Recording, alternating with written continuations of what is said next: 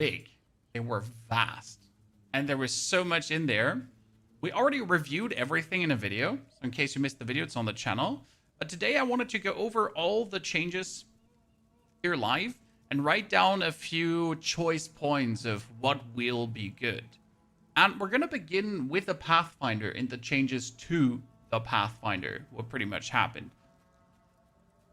We are losing Contagious Contamination. Contagious Contamination is the poison spreading. However, the most damaging poison on enemies you kill is spread to other enemies of 1.5 meters. That one we should be able to offset worst case scenario if you wanted to play poison, right? So let's check under gems here right now.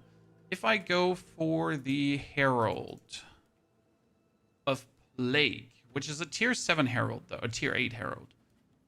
Spreads the most damaging poison on enemies you kill in a 1.7 meter radius, right? It's not like that we're going to miss out on this. And Vinna, good to see you there. So good to see you there. Absolute smash in the patch notes. Honestly, the patch notes were great. Sure, nerfs in there, but not many nerfs. When do we get tier 8 again? So tier 8 would be 7er Spirit Gem. We have Plague Bearer, but we don't Herald of Plague. Herald of Plague would be with level 26. That's okay. That's actually really good. So what we're going to do is we're going to write some notes today. Let me actually swap this over to the dark mode. And we get the best Ascendancy. So we get Pathfinder. How was the Jiggy called? So we get Contagious Contamination. Contagious Contamination gone. Can be offset with a Herald of Plague. Level 26. Also, the interesting part now is that if you play a poison build, okay, only 2 points are needed for overwhelming toxicity.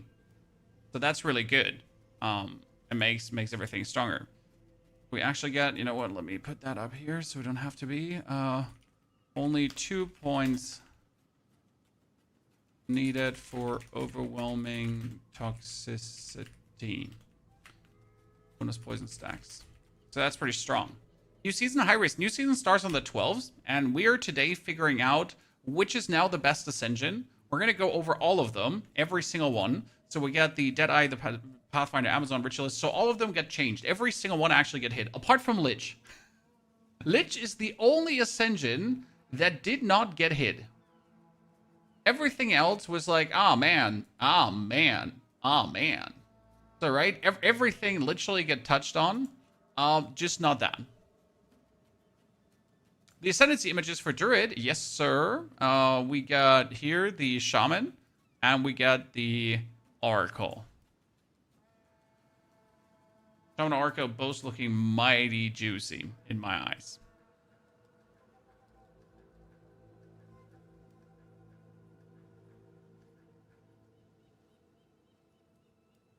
We're here to investigate. Okay, so, but we're with a Pathfinder. So we're going to go step by step through. We're going to touch on everything. If you have questions, just ask away. You meant these. Let me see what link you get there, brother man. That is a ginormous link, Udi. Oh, where did you get that one from? That's great. We can look at it later. I think this might have leaked earlier. What we're talking about is the... Damn. Gain 40 spirit for each available empty charm slot. That's pretty good. Passive skill point, maximum rage, elemental resistance. We didn't see this one here. This was take less elemental damage per adaptation, matching the adaptation type. I wonder when did they leak? Because these are definitely not meant to be out there yet. Okay, I'm gonna put this one in here. Thank you, brother. So we can look at that later too. That's really good. Obviously can't wait to also investigate. Oh, Jesus Christ, why do I press F12? I can't wait to investigate into that one too. So we got both the Oracle and that. Perfect, thank you. So they're going to be added to our talk. Explosive Shot survives 04 nodes. Explosive Shot is even stronger, brother. So Explosive Shot, I don't think got anything. We get Explosive Spear, which is actually going to be a whole playstyle. Explosive shot itself is still on top. Grenades didn't get changed at all. Like, if I put grenade in there, right, we have oil grenade and voltaic. That's it. Nothing in grenades. Grenades are fire, right? You want the links to the images? Yep, we can put that in the chat as well for everyone. So this is Shaman. And then we got the Oracle. Here you go. Put out. Should be landing to everyone. So, yeah. The explosive shot is there. And Deadeye get even stronger. Because Deadeye is actually getting a Mirage Archer ability that allows to do more explosive shots. We'll get to that in a bit. I want to finish the Pathfinder first. We're also losing Practical Remedies on the Pathfinder. But Practical Remedies did not really matter because it was this one, the immune to freeze, shock, and so on. No one ever played that. Sure, it was fancy to be immune to freeze, but it is what it is. Intriguing is that we can now put only 2 points for sustainable practices. Right? So we have Practical Remedies gone. Practical Remedies gone. No more immune to freeze. Only 2 points needed for bonus damage reduction. Because that's the crazy part, right? With 2 points, you can get 50% of evasion rating, also grants elemental damage reduction. Bam. Isn't that insane? And Vina, do kids place shoes? Yes, my kids will place their shoes in front for the St. Nicholas Day, too.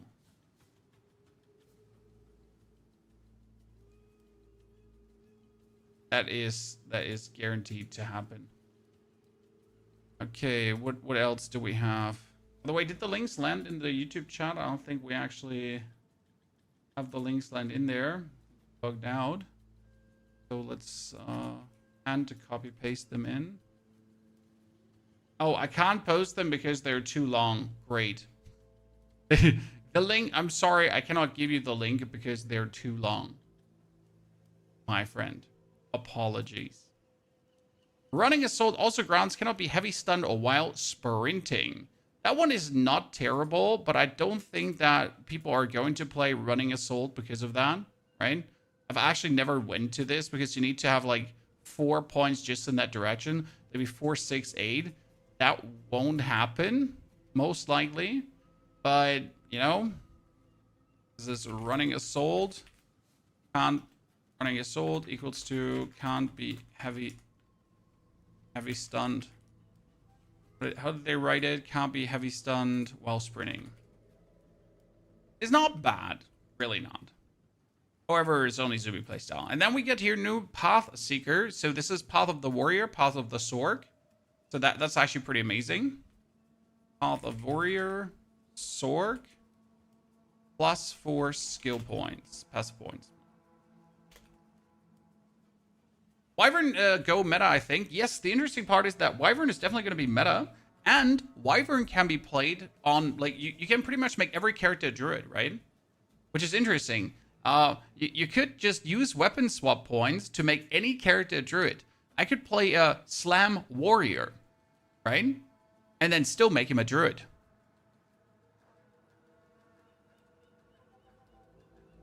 I'm personally looking forward to Wyvern the most. That doesn't change the fact, though, that not everyone wants to play things, and that the actual Pathfinder, for example, will make an insane druid. Why will Pathfinder make an insane druid, chat? So the funny part is, Pathfinder can, with 2 skill points, start in the warrior tree. So if I want to, I can begin as a Pathfinder, and I begin here, right? Which is suboptimal. This wouldn't be good. However, if I put in 2 passive points, can allocate passives from the warrior starting point. What? Yes. So I put 2 passives in, and I can instantly start going over this side and just go into the druid tree and get me whatever I need, right? Or get me like both whatever I need. So it would be super simple to make a Pathfinder shaman.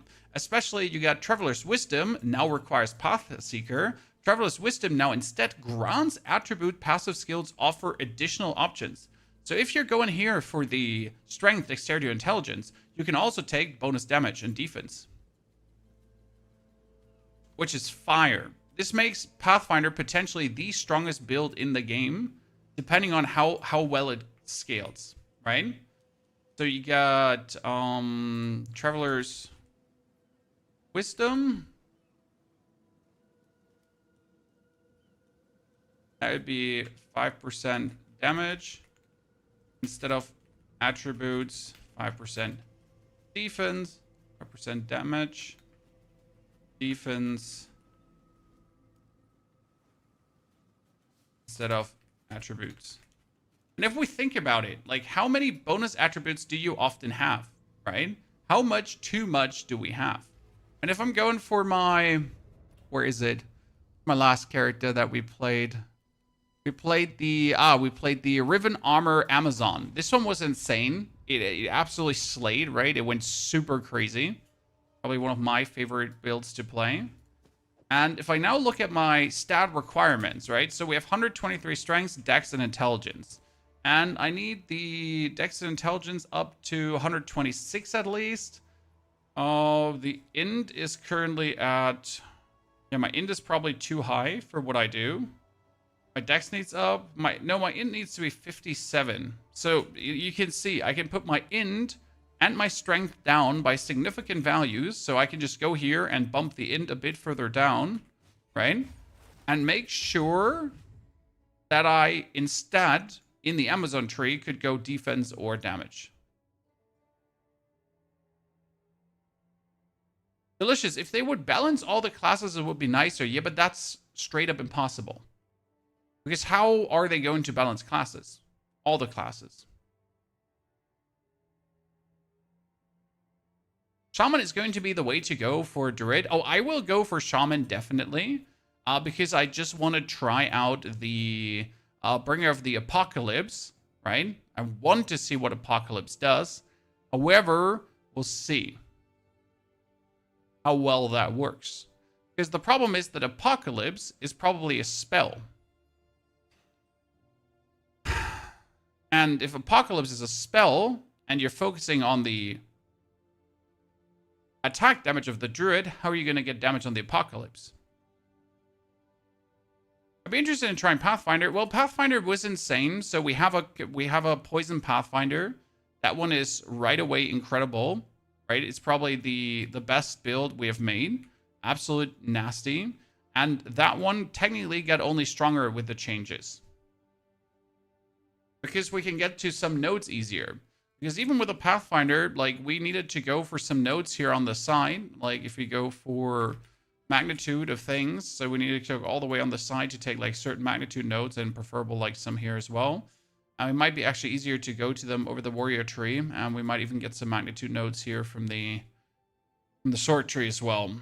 Witch Hunter is either bait or actually really, really good, right? We can't really say that. You can't really 100% be sure how it will turn out. But it's either going to be very, very, very, very, very good or super bait.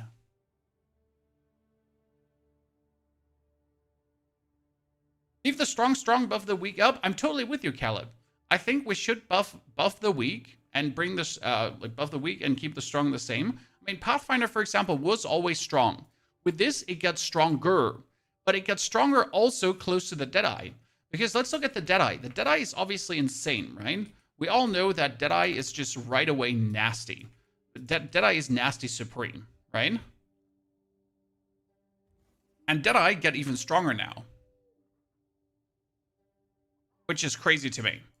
Because the first thing is Tailwind nerfed. That's the first thing that happened to Deadeye, right? So we got the Tailwind up here is now giving less skill speed and less evasion. Tailwind nerfed.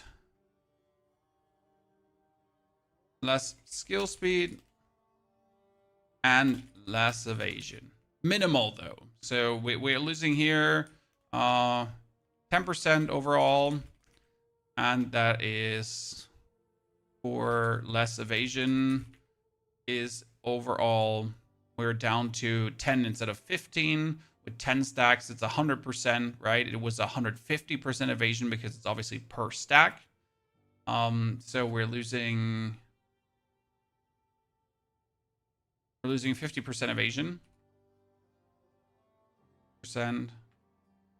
Brawl. You get deflect, so that's kind of cool, right? So this is actually nice, right? It's not terrible. You lose here the 10% attack speed, right? It used to be 30%, now it's 20%, and this is going to be 100% instead of 150%. But we get prevent damage for deflected hits per stack, right? So it's another 10% deflected damage, which is actually good.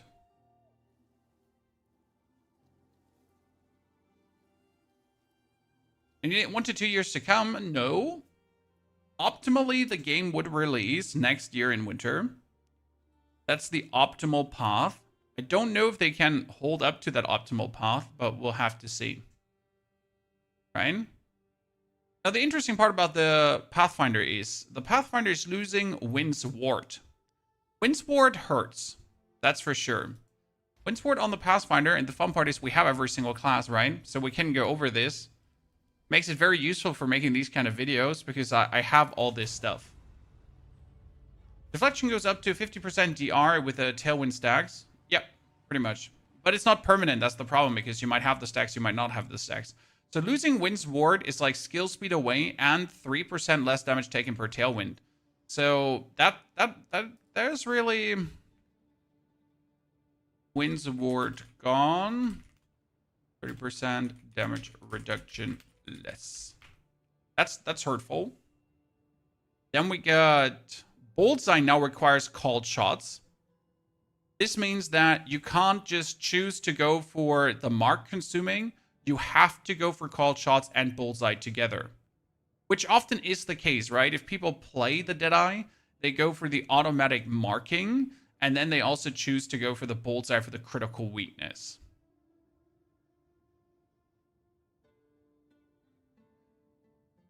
No, Tailwind is 10 stacks here. Maximum 10 stacks. I'm not sure if there was something that increased the Tailwind stacks. I might be forgetting. Tailwind has always been 10. Always.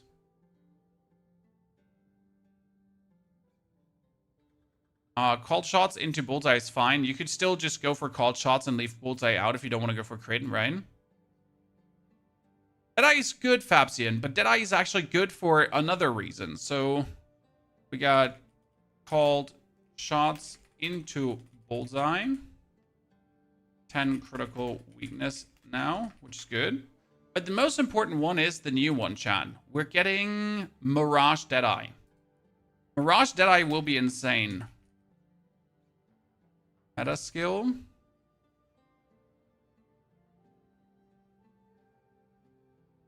This will do bonus grenades, bonus siege cascade. Like, it's insane. So what does the Mirage Deadeye meta skill do? The Mirage Deadeye meta skill says you can socket in a ranged attack. And while active, firing a ranged attack projectile will create a Mirage that uses socketed range attack. That's fire. You already have this skill. No, you don't have this skill. You have it in different. You need to roll for it, Trooper. And having this as the Mirage Deadeye Ascendancy like this is way better. Because you don't have to roll anymore for it. You just have to stand there, shoot away, and you get it. Most importantly, we don't know if this one is going to be better than Mirage Archer. Because if you're looking at Mirage Archer, and this is very important, like, right? We're looking at Mirage Archer right now. Let me pull it up. So, Mirage Archer says, supported skill deals 30% less damage. And you dodge rolled in the past 6 seconds. You cannot use it again. Mirage duration is 4.65 seconds. So you gotta, like, look out with your rolls to stack it correctly. Whereas you actually only have to shoot away to get this. Could they stack no Fusionator? It says you cannot create another Mirage for a short time after initially creating one. I would assume that this means you cannot create a Mirage at all, right? Because this is typed as a Mirage too, and then I think they counteract each other. However, this means if I just shoot away grenades, suddenly another grenade shooting guy would appear next to me. Or if you play something like this, come closer, chat.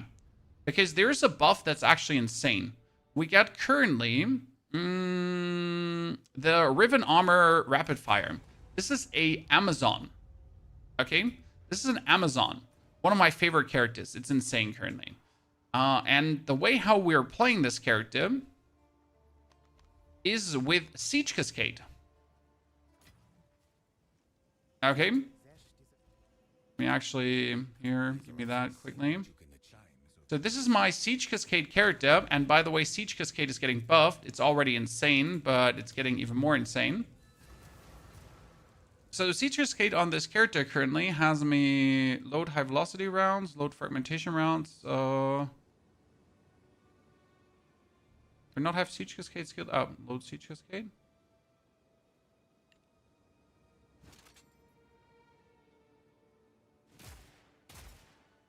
No, I need to load Siege Cascade into the other crossbow. Which crossbow was Siege Cascade on? Crossbow number 2, yeah.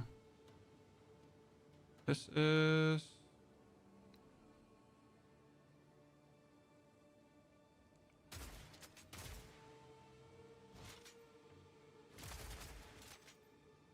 Doesn't let me shoot. Great. Ah, now he lets me shoot again. Thank you. The Siege Cascade was like kind of nifty, right? Because you just stood there and did this, right? And I just killed everything. And they actually buffed Siege Cascade even further. Because you pretty much like run around and you shoot it up, right? It comes down, it kills it all. And the more enemies there are, the better it is. So the denser the enemy density, to the cooler you have it. And this Siege Cascade spamming that has brought this character all the way up here, right? I mean, like, look, just look at it, right? It's beautiful. If you now play a Deadeye and you have this coming bonus from the sky, that's kind of nifty. I like the idea of it.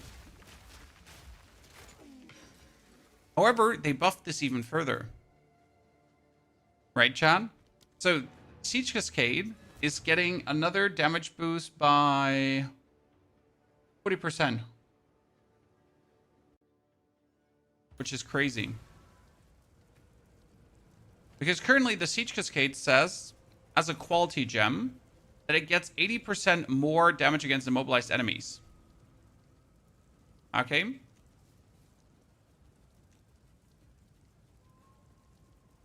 And that one is now with Siege Cascade, gets that standard the 100% more, plus the quality. So in total, 140. And if you then play a Deadeye, right, and we get the Mirage Archer that shoots also Siege Cascades from the top, that's, yeah. That should be beautiful. Roa is being buffed, yeah, but most people don't care about Roa mount. I am Moo. I know there's a few selected tryhards that care about Roa mount, and I say selected tryhards. No longer increases your movement speed. Now has 100% reduced movement speed penalty from using skills while mounted, previously 80. So you can just zoom around, quotation mark, quotation mark. I don't see many people actually playing Roar Mount because most people still don't care about the bonus this actually does provide or not provide. It is, though, it's not bad, right? So Roar Mount is definitely an option. I wonder if there's going to be a damage penalty for Mirage Archer like on Dodge 1. Yes, there's most likely going to be a Mirage Archer damage penalty. I think it's more meant as an optional Mirage Archer spirit skill and not as a better one, right? Question to you, which Ignite build? Is it still viable? They changed Ignite. They didn't change Ignite in a way that would ruin the build 0 burn. So the actual Bach Witch you're talking about, the weapon swap Bach Witch, is still going to work, yes. Where is she? That was the Spear Roar Rider. Infernal Legion, that was it, right? That one should still work. Of us going around and like, resummoning, right? That's still going to work. And it's still one of my favorite playstyles. It's so cool. Very nifty, very good, very working. So yeah, that makes Deadeye like really a top contender. I mean, already my best character this season, this is the funny part, right? what was my best character this season? It was the explosive shot Deadeye, right? So it was this Deadeye here that was running 2 crossbows. I had all the grenades, but I was mostly killing people just with this. Because if you actually went through a map while shooting, you would automatically reload these explosive shots. And now by shooting, I could use the Deadeye Mirage to create bonus thingies, right? So currently, this dude, he has like, here we get the point blank, we get the endless munitions, and I get the wind ward. But if wind ward doesn't exist anymore, well, guess what I'm going to do, guys? I'm going to put the wind ward out, I'm going to get myself this Mirage Archer, and now I'm going to have this Mirage Archer shoot out grenades as well, and I'm just going to clear maps while shooting explosive shots, and that automatically reload because we're playing double barrel that says on heavy stun you reload. So yeah, I can literally infinitely shoot my explosive shots and just go through a map, right? What's the best class? I mean, currently it looks like that the top contender is still going to be Deadeye, and Deadeye is only going to get stronger. So that's that. Here, let's quickly throw this on a map, chat. Oh, we actually get this one open. Yay!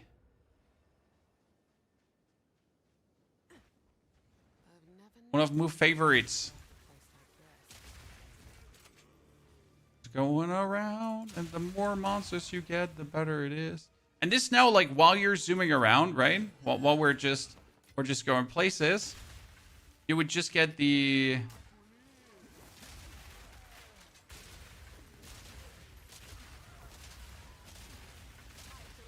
and now imagine this, like, with this Mirage Archer thingy that just automatically will happen on the side, and you're just going. And this is like without using my grenades, right? It's pretty much just using a fraction of the potential power you have. And here now unleash grenades, and everything is over. And that whole thing will just get better. What about Tactician? We're going to talk about Tactician in a bit, because Tactician is also on an interesting path. However, Tactician didn't get buffs apart from Siege Cascade becoming stronger. And that is actually an inherent Tactician buff, right? Because if Siege Cascade obviously gets stronger, then Tactician also gets stronger. Thank you for the thawing. Goodness, like this build was like my favorite just random zoomer. I just want to kill Husk really quickly, chat, because we got this. So yeah, I really believe that Deadeye is going to be crazy with this. What do we get? We get this, there, then thy, this, there.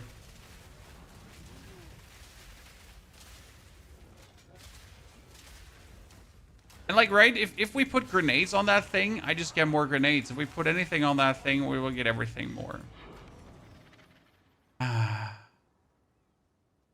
yeah, that's definitely what's going to make Deadeye stronger. So I think like this is one of my top tier contenders. But again, together with the Pathfinder could do exactly the same that the Deadeye does because of this Traveler Wisdom here. Bendel, this is the Explosive Shot Deadeye. I mean, we have all our builds here on Mobalytics, right? We have videos on all the builds, generally speaking. So you can look everything up. We get all the builds listed. I will update all these builds here. This is the Explosive Shot Spam Deadeye, updated on the 18th last. I will update this to 04. So this already has all the acts and how to go through, right? And I will completely update this and give you also what I would do different now to accommodate for the changes, right? What about Pathfinder with the new passives? Yeah, Pathfinder is insane, my friend. Pathfinder is absolutely crazy in my eyes. That bonus damage or defense is mental. I mean, currently, like, look at my Deadeye. How many bonus stats do I have on my Deadeye? I'm at 158 Dex, Strength, Intelligence. So the 158 Dex, I need the Dex up to 75, 70, 70. 137 I need. Okay. So I need it up to 137. Right? And afterwards, like, yeah, that's already tons of points I could go over. And my strength is too high too, right? My strength needs to be a maximum of 70. 103 actually. So I can like remove Herald of Ash if I want to because I don't need it, and then I could remove like 60 skill points almost, which is tons of notes for that bonus damage. What I wonder is, did it say increased or more damage? It says increased damage, so this is just additive, but it's still a good additive, right? Because if it was more damage, it would be multiplier. The increased damage is only added damage. However, more added damage over flat stats is definitely useful. Will the Wyvern be a separate form from Wolf or Bear, since the weapon we saw was only for Bear and Wolf? Will there be a weapon for all three forms? Crumbage, in the gameplay, you saw also weapons for all three forms. So I think they only showed a weapon for 2 forms, because you might get the Wyvern form in Act 2 or something like this, right? That the basic item has Wolf and Bear, and then Wyvern comes, like, down the line, right? But yes, there are talismans that have all 3 forms on it. You want to make Werewolf? I will start as a Druid, and I will choose from Shaman or Oracle.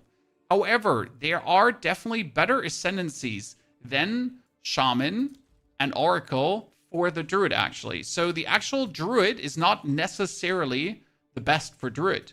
If you want to play a Bear Druid, for example, it might be better to go for Titan, because Titan has inherent slam stuff, which is insane for Druid. But don't worry, we will make a video. I will make a video where we talk about which class would be the best for Druid. There will be a video coming. Technically, Druid is advertised as this intelligence, strength hybrid class, but I wonder how much intelligence do we really need for the skills, right? How much intelligence will we have to look for? How much intelligence will we have to get? I mean, in the skills, for example, does it say the stats? See, this needs strength and int, but it needs a low strength and int mix. Also strength and int, also strength and int. But as you see, the int is not that high. So you could also fully focus on strength, ignore int, and just play a full armor class instead of armor and energy shield, right?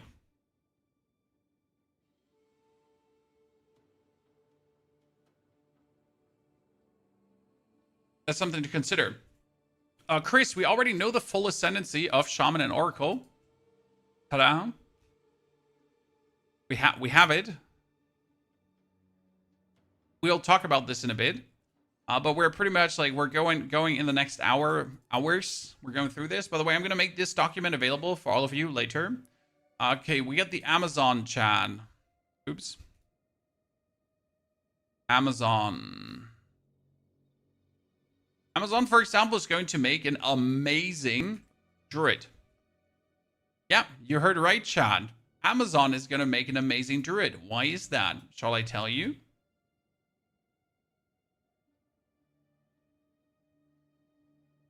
Do you reckon Bleed will be viable with this league? If you have looked at the Druid gameplay. So the Druid is mostly elemental damage, right? I'm pulling it up right now.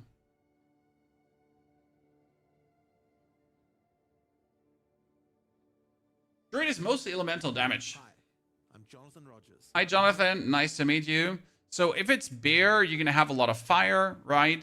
If it's Wyvern, you get like the lightning mix, and then you get frost. So you actually do have the mix of elements. Now, considering that we have this mix of elements, and that most of our skills are actually going to be turning... What do we have here? Here, this is physical to cold, physical to cold, physical to cold. That would be... This is actually a full normal attack damage, right? This is also normal attack damage, and not... No, there's some fire damage. Then we get the Wyvern, which does normal attack damage with a Wing Blast, unless you get it lightninged up, right? Then it turns to lightning, and then I wonder what it is. So if you now consider that you do elemental damage, you could think about, hey, what if we play... We play Blood Mage.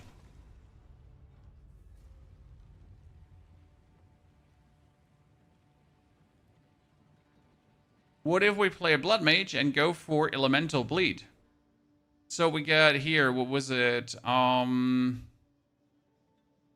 Bleeding you inflict on cursed targets is aggravated. Elemental damage also contributes to bleed magnitude.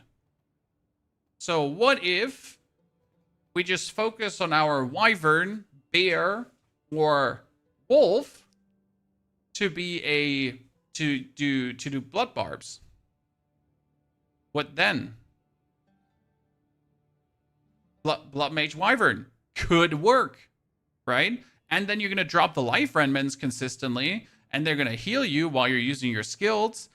You could get the bonus physical damage here from the Zanguin Tides as well. Might not be terrible. Plus, you get the like potential life leech or whatsoever. Things can happen, right? So blood mage is actually a possibility for the druid, and that should work. Now, what does Amazon have, guys? So Amazon has Elemental Surge reworked, which is actually really good. Elemental Surge reworked. Because what happens right now? It says grant skill Elemental Surge. Now, the thing is, I was not sure if what they wrote makes sense. Because it's a bit convoluting in my eyes. Let's talk.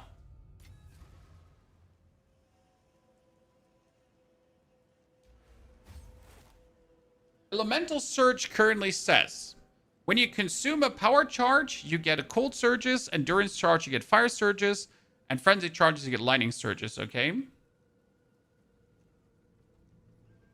And Elemental Surge grants your weapon surges, non-melee projectile attacks with that weapon consume surges to cause projectiles fires to explode at the end of their flight. Right? So the wyvern, for example, can shoot out certain projectiles. It does have projectile attacks. Now, what Elemental Surge says, when you consume a charge, trigger Elemental Surge to gain 3 lightning. What does this mean when you consume a charge? So that means elemental. That means a power charge, endurance charge, or a frenzy charge. And then I get guaranteed lightning surges. Right? That means that my projectiles, now at their end, would also explode into a lightning surge. So now we need just projectile skills for the wyvern, and we know the wyvern has projectile skill. Oil barrage is a projectile skill. Flame breath is a projectile skill, and it does have no flame breath actually not. So oil barrage is, and it does have other projectile skills as well, which tells me that the Amazon is now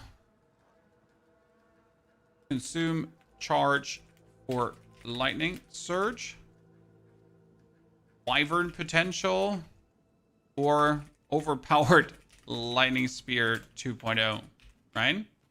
Just as simple as that is. Not much change about the Amazon. It's still about critting, right? It's still about going crazy. Just go full lightning. Then we get the Ritualist, and Ritualist is actually really, like, Ritualist is finally viable. The hairline is running away. No, sir, this is the hairline, and it has been the hairline for the past 10 years, and it will also be the hairline for the rest of my life, probably. Nothing is moving away. It's set in stone. But thank you for your concern, brother. Appreciate it. So, because the ritual sacrifice is now up to 120 seconds, guys.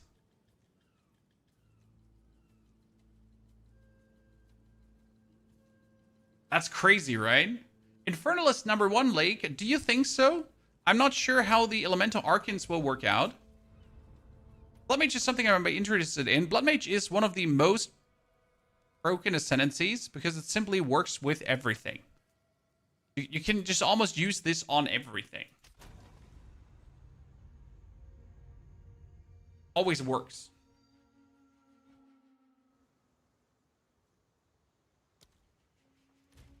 So, ritualists here get the ritual sacrifice, right? Whisper demands. And that ritual sacrifice currently, ritual sacrifice can be used on yourself to remove your max life and grant a random monster modifier, correct? Problem is, this runs out after 18 seconds. Well, now it will last 120 seconds, plus another 20% from quality. Plus 20s from quality. That's crazy. Would you consider playing it? What would you consider playing is plus Blood Boil equals to 15% more damage to the target. Yeah, you heard right. So we get the Corrupted Life Force.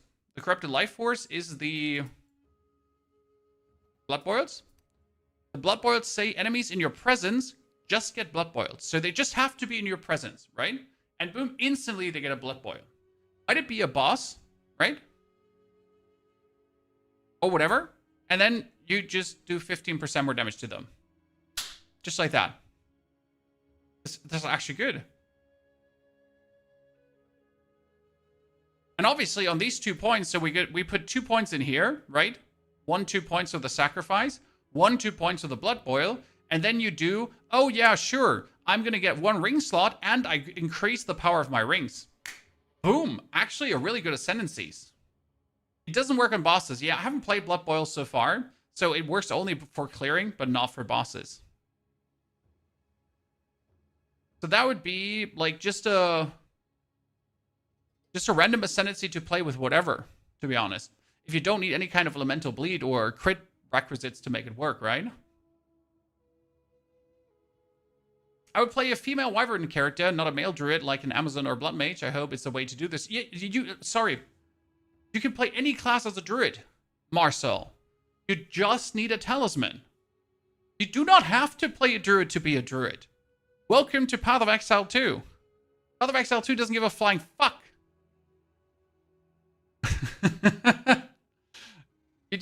You can be a warrior druid, a Amazon druid, but whatever druid, right? By the way, we get for the Huntress, for the Deadeye has Explosive Spear buff. Explosive Spear buff. And the same actually goes for Amazon. What happened to Explosive Spear, chat? I don't know if you have looked at it, but one of my favorite skills get buffed.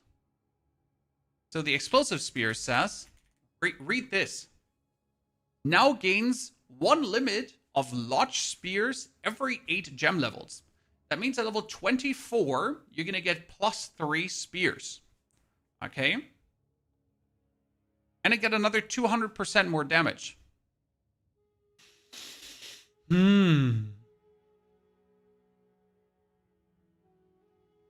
What's that entail? Well, currently the problem with Explosive Spear is that you throw it, right? And you can't throw another one. It's going to detonate after 2.5 seconds. It goes boom. Limit to Lodge Spears is 1. But at level 8, you could do 2, then 3, then 4. So you can pretty much spam these like crazy and have a whole field of shit just explode without having to play Overabundance. Because usually, in order to make Explosive Spear work, the very first thing you have to do is you have to go for supports, and then you have to get Overabundance, right? Otherwise, it doesn't. And that was shit. I don't want Overabundance, right? Yeah, multi-shot Explosive Spear, here I come. It could actually work, but I think it's actually not what you want to do, Moo. You could play this on a Deadeye. And the Deadeye has the Ascendancy for the bonus projectiles being thrown. So you could already get like the skilled fire additional projectile, go Explosive Spear, that's 4 spears, bam bam, map explodes, Explosive Spear, like, and so on. Problem is you would still have to get fast forward, right? Because they lodge in and they have to explode. So without fast forward, it would probably feel awkward. I mean, it's not called fast forward, it's called quicker detonate. What was it called again? Come on, brain, say it. Double check quickly. What was the one called again? Detonate. We had short fuse. Yeah, short fuse. So you could do 40% less detonation time. So right now Explosive Spear has 2.5 seconds, so 40% less is quite significant, right?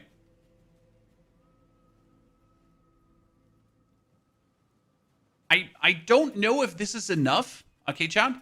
I don't know if this is enough to make Explosive Spear a viable build. I don't. But I think it could be fun. Interestingly enough, if you would play this as a Blood Mage, you could go for Elemental Bleed on Explosive Spears. Right?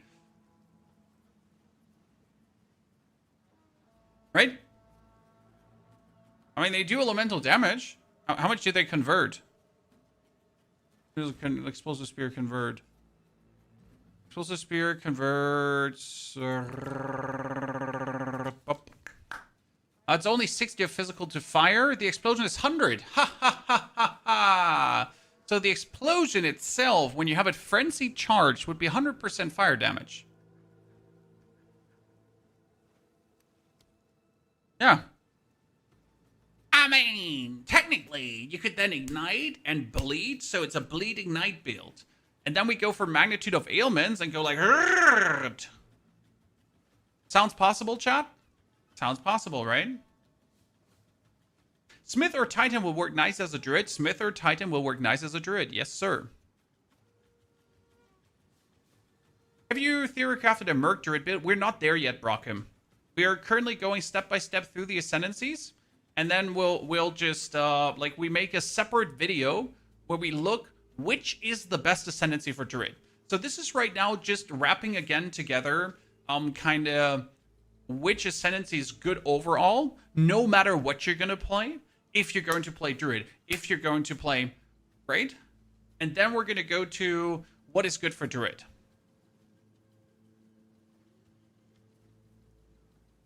Amazon Ritualist Warbringer. I mean, Warbringer doesn't actually see many changes. So that's kind of like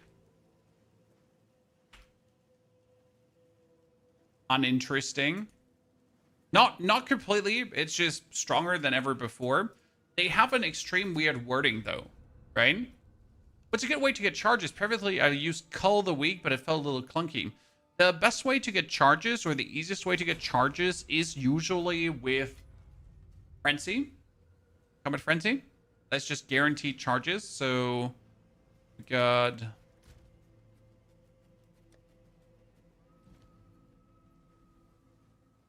Combat Frenzy, and Combat Frenzy says, gain a Frenzy charge when you freeze, electrocute, or pin an enemy. You just need freeze, or pinning, or electrocution. That would be Frenzy charges.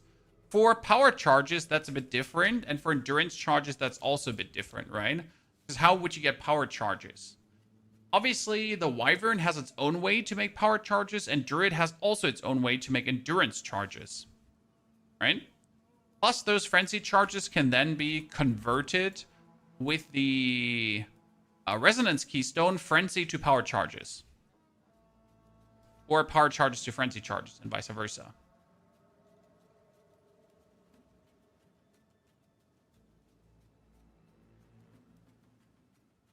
Yeah, Electrocute would be easy with Lightning Spear. Exactly, Electrocute is easy with Lightning Spear, and then you just get yourself the Frenzy charges just like that. Does Druid have fire spells that can be turned into Purple Flame? I mean, so far from spells, what we have seen is only the Volcano, Izio, to technically be turned into Purple Flames. Yeah, there's a gem that grants you Endurance Charge for Armor Break as well, Trooper, correct. But there are ways to get these. It's not impossible. Now, Warbringer has a weird one.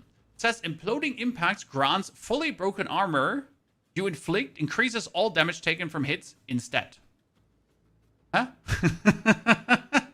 What does that mean? I mean, it means that you can break armor to below 0, and then you do more damage. So the whole armor breaking thingy is just now more efficient than ever. Warbringer has the buff to Imploding Impacts. It's to armor breaking 2.0 pretty much.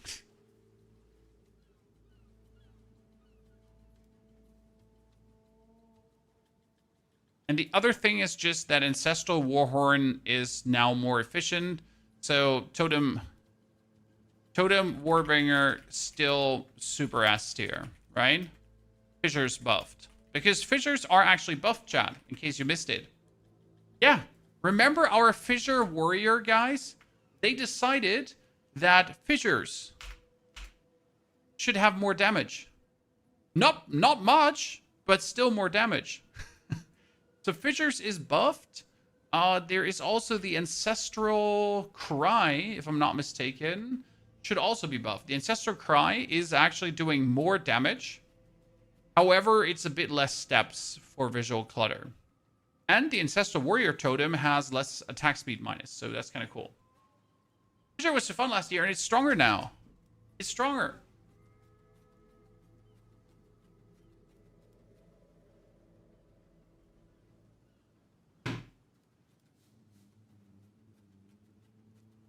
How is that not absolute fire, chat? Get the Warbringer top tier. Then, what's next up? After Warbringer, we got the Titan. Yes. Titan might be one of the best Druid Ascensions. So, Titan. Sorry. Titan. Best Bear Druid Ascension. Why is the Titan the best Bear Druid Ascension? Because as it seems, Bear Druid is all about slam attacks. So far, that's what it seems like.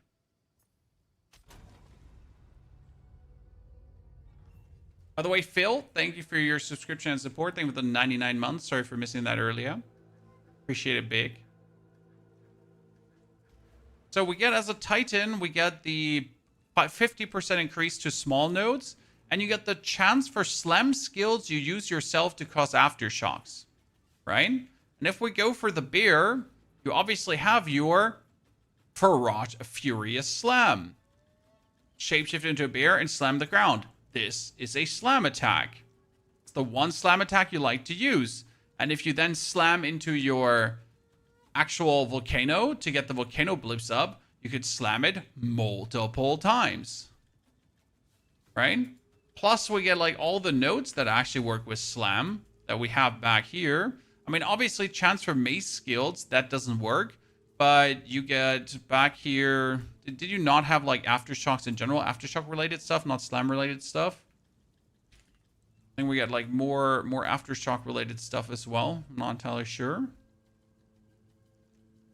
Now? So, we're just relying on that node, pretty much. When Druid's dropping in 7 days. So, it might be best for Druid.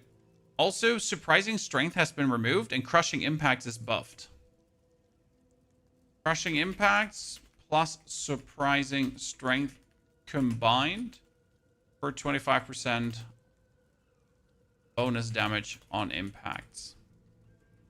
That means that Crushing Impacts is now only 2 points for the effect of 4 points, pretty much. That's quite nifty. And the Titan has a new Mountain Splitter Ascendancy, which grants every third slam skill that doesn't create fissures, which you yourself causes 1 additional aftershock ahead and each to the side of the initial area. I'm not sure how good this is because it's ahead and to the side of the initial area, which might make it actually go away. However, I wonder if these triggered aftershocks could trigger more aftershocks. Right? There's some gems that do aftershocks and they fixed them, Udi. There's a bunch of aftershock gems that finally work and supposedly work the way they should do. So all the aftershock supports will come in definitely super handy for Druid as well. So you're right. You have aftershock stuff. Like you have Impact Shockwave, you get Aftershock 1, 2, and you get the Jagged Ground, right? So they have a chance to cause aftershocks and a chance to cause aftershocks. And support skill cause an aftershock when they heavy stun an enemy. And it's attack, AoE, melee, strike. So I should be able to use this on the Furious Slam again, right? And the Furious Slam has more stun build up. Ha! Chad. Ha! The Furious Slam has more stun build up. Does that mean that Furious Slam is actually perfectly made for Impact Shockwave? Right? Supported skills cause an aftershock when they heavy stun an enemy. That seems like almost guaranteed to work. Shouldn't it? What's the cooldown of summoning that volcano, though? There does not seem to be a cooldown, apart from some internal cooldown.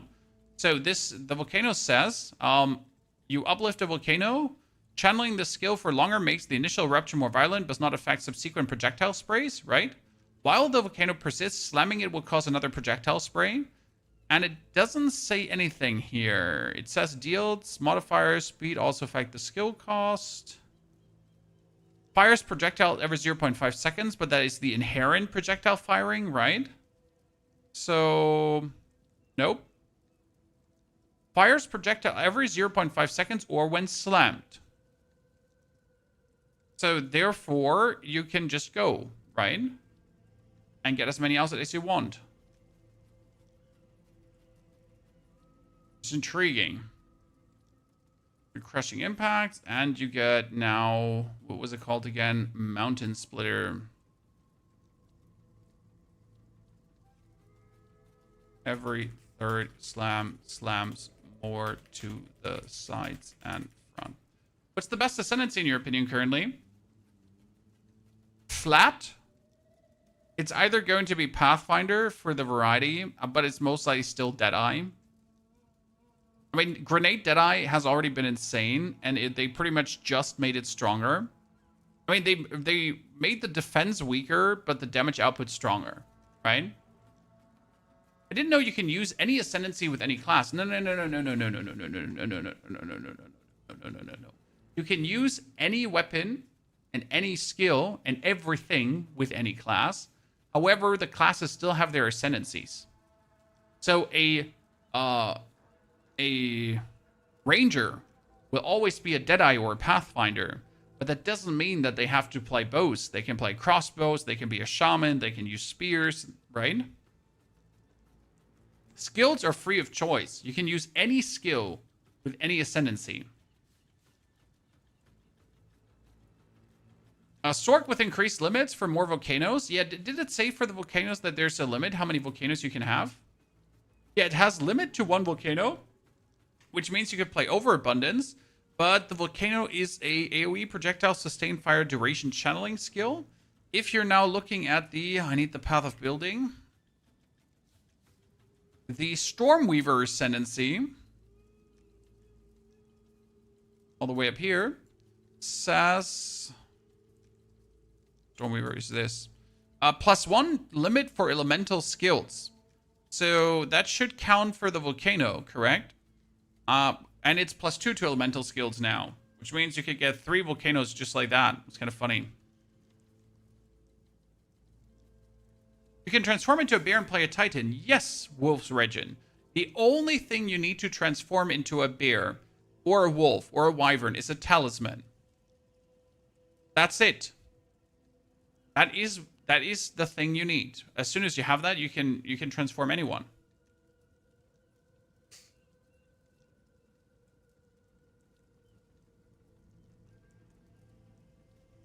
So I can play a grenade throwing merc that in between goes into a wyvern, if I then so want to. Bear not beer. It's bear not beer. I don't see the difference, Malta.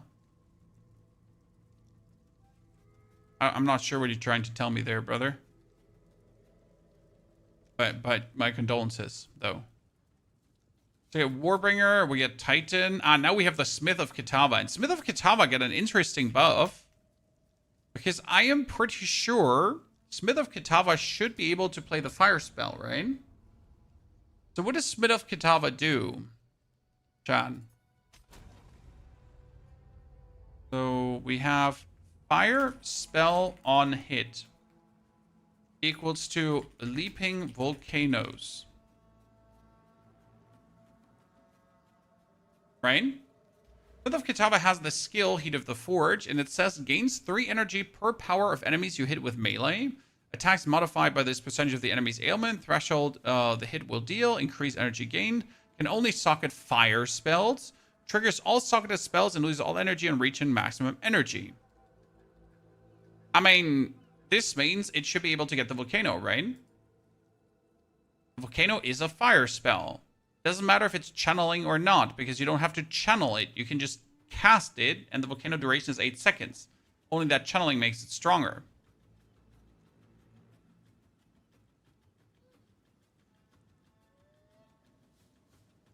A Titan Druid, you can do a Titan Druid, Mr. Proctober. You understood that correct. But a Titan Druid means that I can use the shapeshift of the Druid. Druid is not the Ascendancy. Druid is the class, right?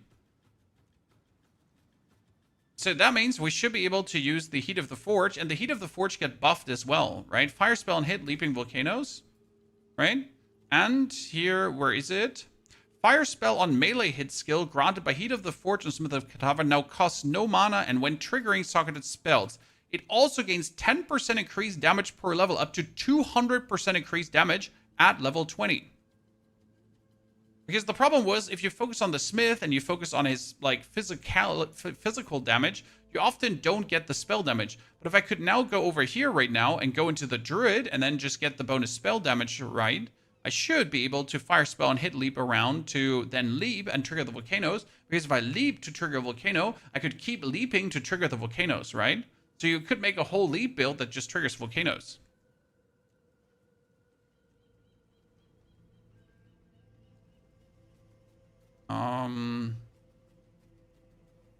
Spell on hit equals to 200% increased damage on level 20. And I kind of find like I really want to play around with this. Oracle is interesting, Flash Lawyer, yes, but I don't think that Oracle is interesting for actually playing the Druid. You know, my problem with the Oracle Ascendancy is the Oracle Ascendancy looks insane for playing something that's not the Druid. Like, I could play an Oracle, and I could be a Grenade Merc, for example. Grenade Merc with Oracle. Or something else. So it seems like that Oracle is not meant to be used with a shapeshifting bear, in my humble opinion, and you'd rather be better off using others with that. For Oracle, we need to know the extra nodes in the passive tree. No problem. We can talk about that in a bit.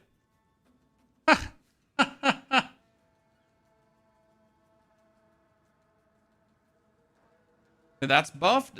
Temper Weapon is useless still. Manifest Weapon skill is also useless. So the only thing that's good now is that we're getting more spirit. And that's really interesting. So I love this one. We got Kitavin Imprint equals to Glory Gain Increase. And then you also have the Tribute of Utula. Tribute of Utula. And that's 30% more spirit. That's pretty nifty. What about Deadeye with Mirage Archer? Deadeye with Mirage Archer is currently in a plus. So Deadeye is definitely plus. So let's go with the plus tiers. I did that last time, plus. Pathfinder is also plus with the changes currently. Amazon with the Elemental Surge is like, it's a plus to me because it focuses on lightning and that's kind of interesting. And the Explosive Spear buff. So that's actually a plus. Ritualist is also actually useful right now. Because we can finally, I would even give it plus, because it's finally useful. The Ritual Sacrifice is good. The Blood Boil gives you bonus damage. So Ritualist is decent. For the Warbringer, it's just, it didn't get changed, right? Warbringer is just as good as it has been. So that's fire. Titan itself is just perfect for bear. So I like that. Smith of Kitava also got to be tested, but I think it's quite nifty. So all the Ascendancies are going up. Nothing has actually gone down. And that's pretty good right now. So like maybe something like a Ritualist, which used to be weaker, is now better than ever, right? The Titan also did not suffer. The Warbringer did not suffer. Sure, the Pathfinder got weaker on defense, but the Deadeye got weaker in defense, but that Mirage Archer meta skill is insane. Makes you even stronger. Especially, as I understood is, this could be your first skill, chat. So the Mirage Archer Deadeye does not seem to have any prerequisites. So you could start with this and instantly have another skill you're shooting out. Where do you get the Druid skill gem listings from? Oh, that's from pathofexile.com/druids. This is the official blog post of the Druid where there are some information already. We also dropped you a whole video on this in case you haven't watched it. The game is out? No. If the game was out, we wouldn't be sitting here and the theory crafting what will be good or not, sir. We're waiting. Now, Infernalist, I'm not sure how to gauge this. I need your help now, chat. So you tell me how good will this be, okay? Infernalist. The Infernalist currently has a skill.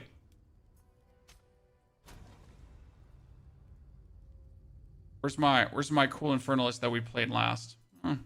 A lot of Sleepless Nights ahead? No, not really. I'm just going to be having a lot of videos to create and to drop for you, and they're all going to be super fun.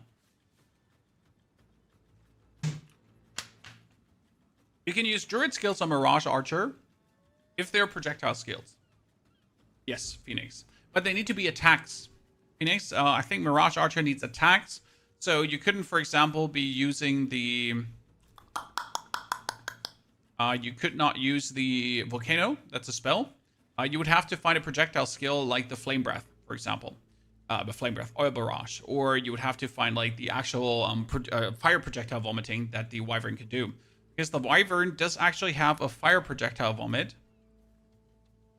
Like, everyone has been looking at the Wyvern here that does lightning damage, right? But the most interesting part of the Wyvern has actually not been the lightning damage. It has been, in my eyes, the fire projectile shooting. Because your first basic breath attack you're actually getting is this. So you can make the totem. Okay. You can make the... What's it called again? Volcano. And then you can shoot these fire breathies out. So you make the volcano, and then your fire breathies, they will actually trigger the volcano. So I can cast volcano and then go, and everything just triggers. So that should actually be very intriguing. Steven, thank you for gifting a membership out on the YouTube. Steven, that's very kind of you. And I think that could be potentially strong. I mean, this looks like a fun gameplay loop for someone who levels a druid as a druid. If that makes any sense, right? I really like your super compact hideout. Shall I tell you a trick about hideouts? Do you want to know, chat? There's a website. Now, I'm about to blow your mind, chat. Okay, but that's the only thing that's being blown today. It's called hideoutshowcase.com. And that website showcases hideouts that you can import. So this is hideoutshowcase.com. I go for MTX free hideouts, and then I look for POE 2 hideouts, right? That's what I did last time. I pretty much just went around until I got myself a decent POE 2 hideout. And you can just import this. So this is the Tiny Rest, right? This one is here made with a felled hideout, and it needs no MTX. And it shows you like pictures of what it would look like, right? How it's made. And you can here download the file that you just simply import into the game, and you straight up have this hideout. So you can pretty much just look for whatever you want and just get yourself a fancy looking hideout without having to... Here, this is mine, I think, the Shoreline Hideout 5, if I'm not mistaken, or mine's similar to that. Right? It's not like I put the effort in. I certainly didn't. I just imported one and it was fire. So that created this like really good looking one. Not working on consoles? Yeah, consoles might be like a problem. I'm sorry that you're on console. My condolences. I have way too many pages open. So Infernalist has... Now, we were about to talk about Infernalist. So right now, Infernalist has this skill. It is called Seething Body. While on high Infernal Flame, you and allies in your presence gain 50% damage as fire damage, which is actually pretty good. However, this has changed now that Seething Body no longer grants the 50% fire damage. It says Seething Body now grants Elemental Arcane when you cast a spell while on high Infernal Flame. Okay? So, high Infernal Flame equals to Elemental Arcane. Now, what are these Arcanes, Chad? The Arcanes are usually up here. And we had 3 Arcanes. Right? Fire, Blizzard, and Lightning. Now, the Arcane said, gain Flame Arcane. Flame Arcane is a type of Arcane buff. Flame Arcane grants more fire damage with spells, converts elemental damage with spells to fire damage, and cannot deal non-fire damage with spells, blah, blah, blah. They now consolidated that to Elemental Arcane. And, like, the Elemental Arcane says... Arcane, boom. All instances of gaining Flame, Ice, and Lightning Arcane have been changed to Elemental Arcane to better supports builds using multiple elements. Arcane-related passives on the tree have been adjusted accordingly and condensed. Which I assume means that, like, it's like a trifecta Arcane now, that when I use certain elements, I boost other stuff. Right? What's the website called for the hideouts? Hideoutshowcase.com. I'm gonna link it for you. Here. This is hideoutshowcase.com.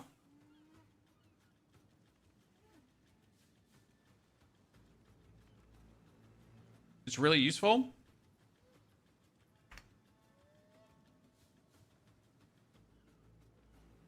When you can play 04, you can play 04 on the 12th. So I don't know if that Elemental Arcany is actually good for Infernalists to make it good. I feel like this is like a plus minus. It pretty much is the same, more or less. I don't even want to give it a rating, right? Of straight 50% bonus. Straight is not written like that. Oh no, A straight. Oops. So for Infernalist, it's pretty much if you had a good Infernalist build, your Infernalist build is still good. Now we get Blood Mage, and nothing changes about Blood Mage as well. Right? Blood Mage is exactly the same.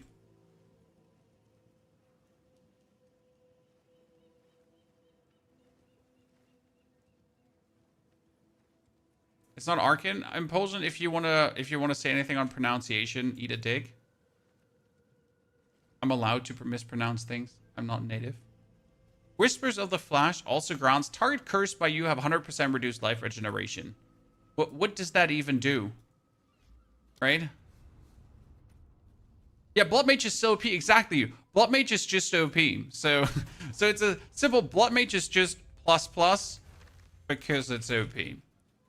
Just nothing really changed about it. It's just like still whatever you want to play this with is fire. This is a big might here. Might be good with human form and or animal and or wyvern elemental bleed. Right? I'm German. Born and raised in Germany. So you have Blood Barbs, and that might be it. Whispers of the Flash. Your curse have at least 15% life reserved. Yeah. Okay. Not too interesting. So Blood Mage is like kind of Whispers of the Flash now prevents life regen on enemies.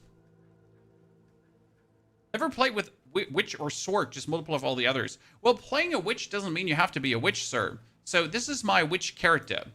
And you know what this Witch character does? Let me show you because it's like super freaking funny. So this Witch character that I'm playing here right now does not have enough skill points, it seems.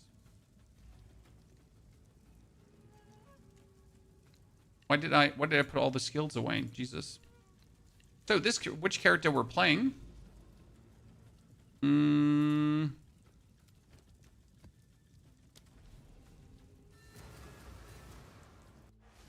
is not a witch. She uses the Plague Finger together with a spear and a scepter. And this leads to me just going around and throwing lightning spears. And these lightning spears, they bleed and poison. This is one of my favorite characters because it's just so stupid what he does. So every throw I do does poison, and it does lightning damage, and it does bleed. And when I fight a boss, for example, you actually stack all of these up, and then you go in with a rake for even more, so that like look at the bleed and the poison and everything, and then I can explode that if I want to with my Blood Hunt. Right? So you're pretty much just going around. This is not a caster. This is someone who's just throwing spears and having a good old time. And if I have more spirit, I could also use my mount, but I don't have enough spirit, right? And obviously this one needs a way better spear because the spear is actually not that good, sadly. I need at least like another 200 DPS more, yeah. But this is like what you can do. This build is so funny. It was one of my favorite builds personally. Mainly because of the Plague Fingers. So you just poison, you bleed, and that. And if you're fighting a boss, right, you just rake jump the boss. And if the combo hits the right way, The boss just literally dies in one rake. Right? You just do one of these rakes, and it just does so much poison and bleed and everything that he just dies. Oh, and if he survives, you just go then for the Blood Hun to explode him. Right? Okay, that's another elite. Let's go away. Go in. He's bleeding. And explosion. Same here. I'm going away. I'm going in. He's bleeding again. And poison. And boom. So, right? That's the fun. That's the fun about this. This is why Blood Mage is so good, because it's so versatile.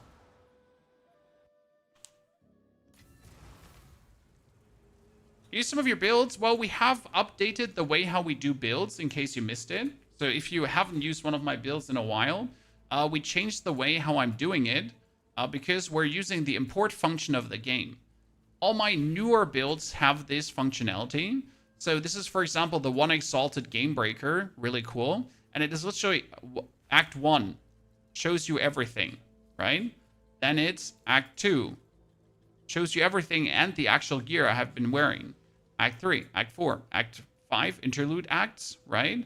Then start of mapping, third ascension, which also then is a swap of passive points here at the bottom, right? And then we're going also for the fourth ascension and the arbiter down, right? So the whole playthrough, like literally every single step of the journey, and that's all the newer guides have that. What about Monk? Monk got buffed nerfed. But we'll talk about that in a bit because Hollow Palm got hit, sadly. Okay. Hollow Palm got hit, and that's a bit of a bummer. We don't know if Hollow Palm will get weaker from this by much. Okay. So, Stormweaver has a good thing. It says multiplying squalds grants 2 to elemental skills. Multiplying squalds. How do you multiplying squalds is +2 to elemental limit? Wait, wife is calling?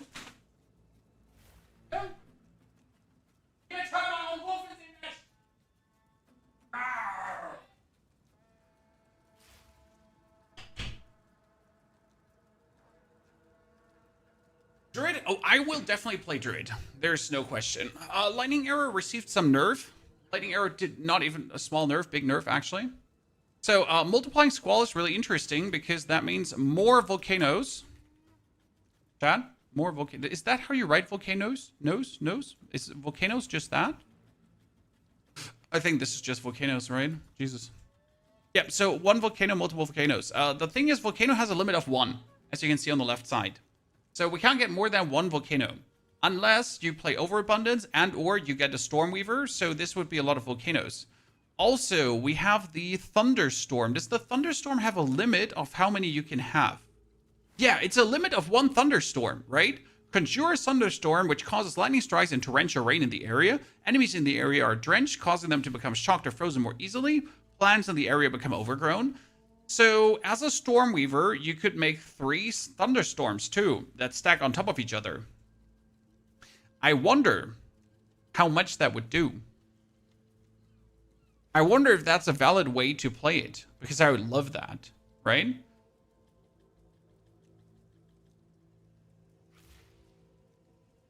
Yeah. Can we... So, more volcanoes. More thunderstorms. I remember there was a moment in the video where they... The Wyvern has a number of long range when you want to.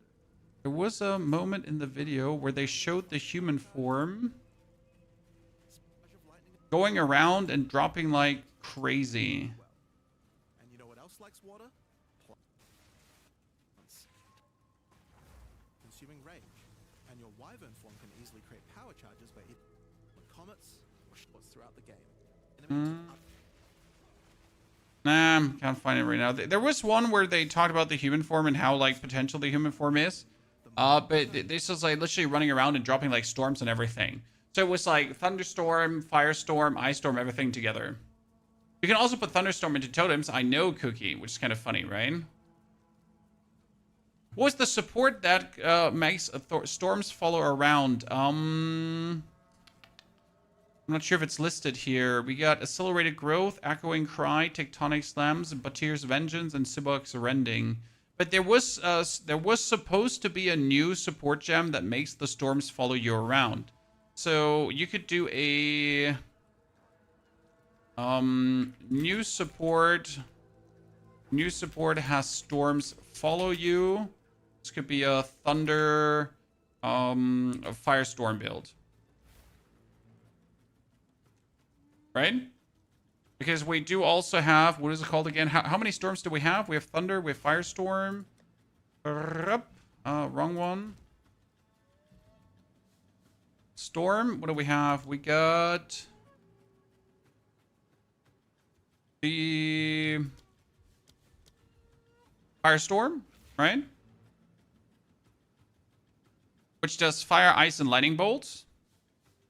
And then you could do the lightning storm on top. So you could have those two. Plus, doesn't the Stormweaver have a storm-related skill as well? Chad? Doesn't the Stormweaver anyways have, like, Tempest Caller, right? Yeah, the Tempest Caller would be an elemental storm on top. So could you do a full storm-related build? Chad? Could you do it?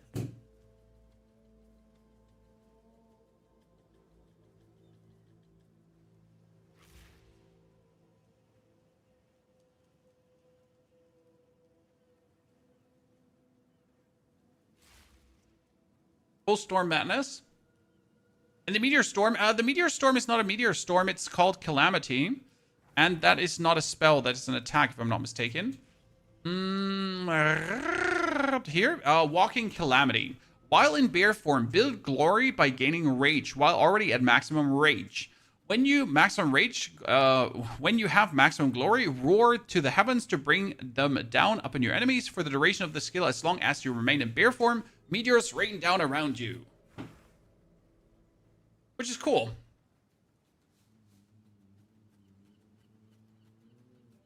Triggers meteors every 0.05 seconds. A large meteor falls every 20 meteors.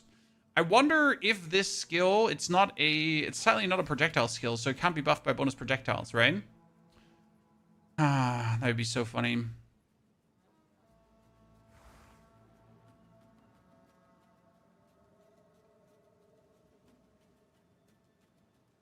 The Ice Blizzard build looked insane. They had a couple of interesting builds in the endgame mapping that they showed here.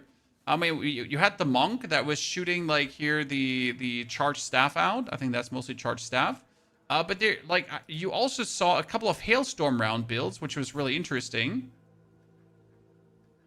Yeah, actually seen in between.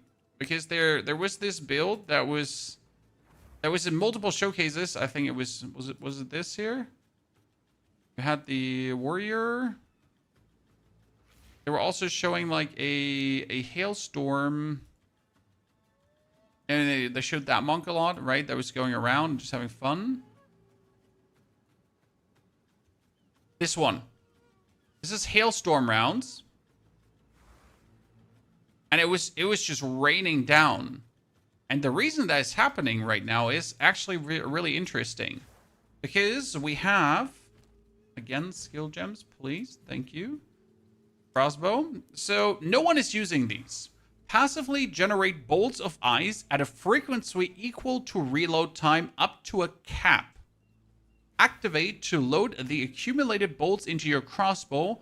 All loaded bolts are fired at once, causing them to rain down over the target area. However, you could also now go for, if you heavy stun an enemy, you get bolts back, right? And stuff like that. The thing is, you could only, and this is only, store up to 23 bolts. Now what they changed is, and it has 100% more reload speed. And again, reload speed is equal to the storing of the bolts. But now look into the gameplay, guys. So in the gameplay, look at the amount of bolts here. Okay? Just pay attention for a second to the amount of bolts. There's 26. And look at how the bolts are going up, how quick. He shoots and look. That's crazy. It just comes back in no time. And that's probably not even the best combination. Not saying that they don't do the best combinations, but that it's not even the best, right? So, and the buff to that is that now Hailstorm...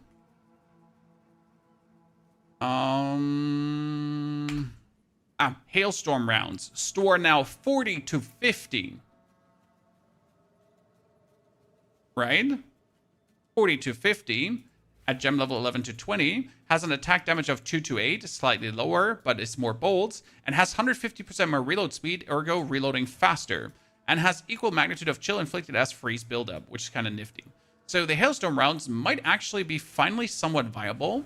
The fun part is, as you're saying, this is not even a mercenary that's playing this right now, correct? This is a... I don't actually know what we have here. Is it an Acolyte of Shayula? I'm not sure which is this Acolyte of Shayula with the flames? It is, right? Yeah, it's actually an Acolyte of Shayula that's playing Hailstorm rounds together with the Shuddering Palm. Because obviously the Hailstorm rounds freeze everyone, and then if everyone is frozen, or as everyone is frozen, they are using Shuddering Palm, if I'm not mistaken. Right? Dash to an enemy and strike them with the attack that manifests a wave of cold coating nearby enemies in shards of ice. Dealing enough damage to these enemies will shatter the shards, causing an ice explosion that deals attack damage. I wonder if the actual... if the Hailstorm rounds also cause ice to come down. I mean, those Hailstorm rounds, they look fire. This is definitely something I will want to do. Like, this is on the list now. After I've... Like, I don't want to do the Acolyte of Shayula, okay? Don't understand me wrong. I don't like the Acolyte of Shayula. Because I would rather go for something like the Tactician with this.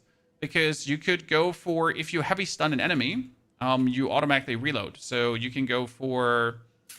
what's the support reload? What's the support called again? You could go for double barrel. Supported skills reload automatically when heavy stunning an enemy with them. And I'm not sure if that loads additional bolts in instead of like reloading, right? Because you obviously want to have more bolts in quicker.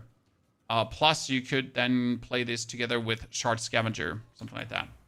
So that's intriguing. Yeah. Lots of possibilities. So it's like this season alone has my head spinning again, right? This was, by the way, only the start of Stormweaver, okay? So that was only the start of Stormweaver. Now let's go back to Stormweaver. Because we obviously have, what was it? Storm's Recollection also grants remnants collected from further away. So that's just nice to have. Stormweaver is definitely a plus for me. Storm Recollection equals to remnants collected from further away. Funny part with Stormweaver is, due to having new spells, we should be able to also just level our Stormweaver with other spells, right? I mean, Stormweaver is mage, right? But you don't have to play then the mage as the mage. You could also play it with Volcano. You could play it with Entangle. You could play it with Thunderstorm and Spell Totem, right? And whatever other spells Druid is going to get. I mean, this is only what we have seen so far, but what else there is to come, potentially. Stormweaver also gets, when collecting Elemental Infusion, gain another of a different Elemental Infusion, and that's insane. So, Refracted Infusion equals to guaranteed different Elemental Infusion. Which is beautiful. I mean, that's just killer. You had this one, right? 50% chance when collecting an Elemental Infusion to get another one. And now it's just, you get another one. Of a different element. You get. It's there. It's guaranteed. Anyone that loved the Infusion gameplay just got stronger. There's no questions asked. We get the Chronomancer. Honestly, the Chronomancer I didn't pay too much attention to because I don't like the Chronomancer since the update. Chronomancer is... Yeah, it's like, for me. I mean, I still have a Chronomancer, but yikes. It says, Inevitable Agony granted by Inevitability has been updated. Okay. Inevitable Agony equals... Targets to take 50% of hit damage dealt to them while cursed. Yeah, this is just like 50% damage instead of 20% damage. And I wrote inevitable wrong. So what's inevitable agony? It was this one. Like when you hit a cursed target, then after X seconds, you do the whole damage again. Not mistaken, right? The nerfs to lightning, I think ice will be the best pass. I don't think lightning get nerfed per se enough to warrant saying that. Sir? First inevitable agony.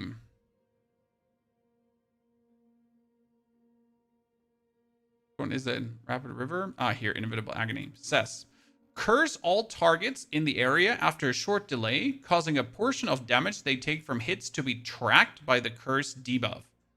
When the debuff duration expires, they take the track damage again. And right now it says cursed targets take 32% of hit damage, right? And that's at the high level. But that's like, it's not 20 anymore. At 1, it's now 50 always. Which is really interesting. Katawa Firebear build will be fun. Yep. I can see that too, Trader. Katawa Firebear, just having Fire Spell on hit and triggering the Fire Spell automatically. And you don't even have to cast it anymore. You just have to run around and you get your Fire Spell. Right? So I think Chronomancer right now is definitely better, but it's not going to make me play the Chronomancer, right? Like, yeah, sure, Chronomancer does more damage after the curse, but right now Chronomancer is just the most uninteresting kind of ascendancy, right?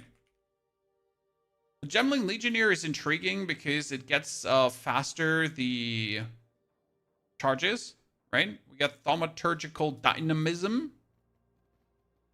Thaumaturgical Dynamism. That is...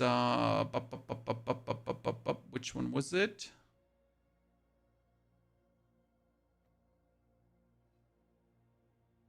Advanced Thaumaturgy. Ah, here.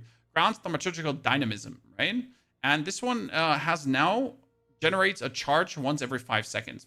And obviously, there are tons of builds that work with charges, so that's kind of cool. Legionnaire is not written like this. Oh. And now I get to write...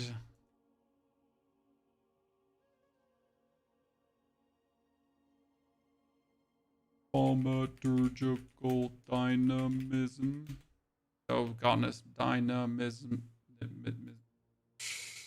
Yeah, that's actually correct. Equals to 1 charge every 5 seconds. Instead of 8. Did we go over Invoker already? Was hoping to try Hollow Palm this league. We will go over Invoker. Hollow Palm is nerfed. I can already tell you that, and I'm sorry. Hollow Palm is all about attack speed, or a lot of attack speed. And the Hollow Palm Keystone grants 1% more attack speed every 75 evasion rating instead of every 25. This is a huge nerf. However, it is not all doom and gloom because you might play this more as a reactive combo breaker, using like your Shattering Palm and or using the other attack more. I don't remember what the other palm was called again, but there's also this more force field palm.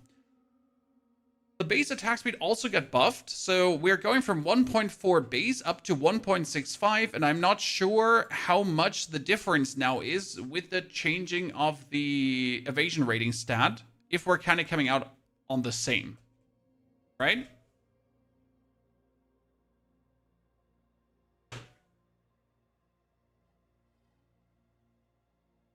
What about Invoker Werewolf? Could you avatar while in Moonwolf? Should. Did you quit Twitch entirely, or are you just testing? Sir, I'm streaming on Twitch and YouTube at the same time. This is the future. So what you're saying is Unbound Avatar. Gain Unbound Avatar when you inflict an elemental ailment with a hit on an enemy no more than once every 2 seconds. Yep, that should work. You should be able to Unbound Avatar at the same time as you are... Yeah, should work.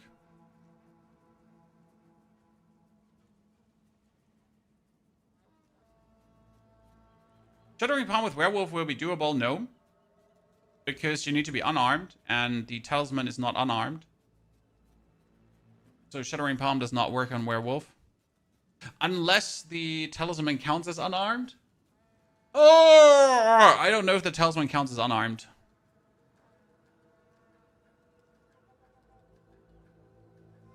It's a talisman. It's a weapon. You have it in your hands. Does it count as unarmed? Good question. I mean, you could also use elemental expression. Create a fiery explosion and arcing bolt of lightning projectile when you actually crit hit, right? On melee crit hit. So you could probably use this as well with your thingy together. They said talisman is a two-handed martial weapon. Yeah, I'm pretty sure that talisman counts as a weapon. It would be really weird if it doesn't. Because then it would be a shield or something like that. So it does not work with hollow palm. Because both hand slots need to be empty, right? It literally says empty on the hollow palm. Just if you look at the descriptions. It doesn't say no weapon, it says empty. Just empty.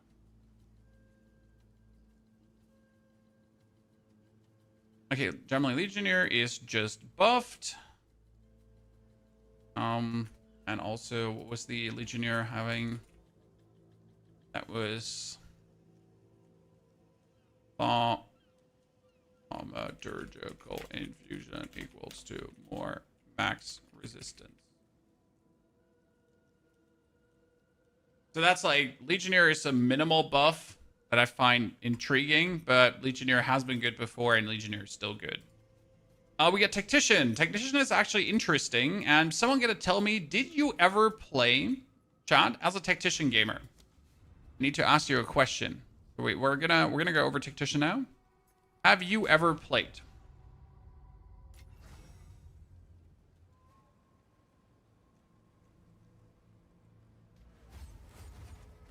The supporting fire. I've never played it, right? I've never played the death from above. And I don't know if it's actually good in any way. However, they're buffing it. Or nerfing it. I'm not entirely sure if it's a buff or a nerf.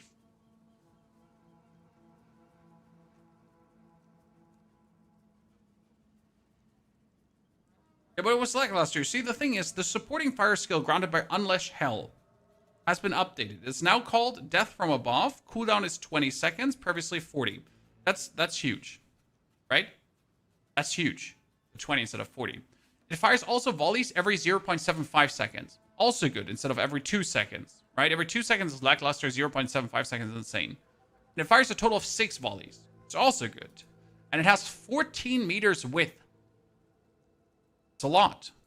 But the attack deals less damage.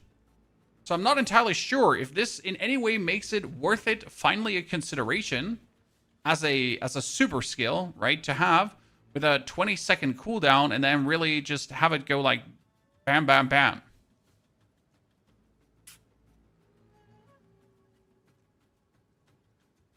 Could that be good? Could we reduce the cooldown of it meaningful?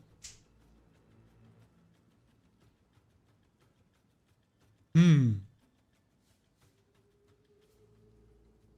just don't see it necessary for map clearing, right? Then the strategic embankment got changed, which means that we're now having mortar totems or siege ballistas do less damage. Artillery ballista gives more skill speed, which is actually good. But the main thing is that Tactician has everything pins, okay? Projectile damage is pin buildup, right? And pin buildup counts as stunt.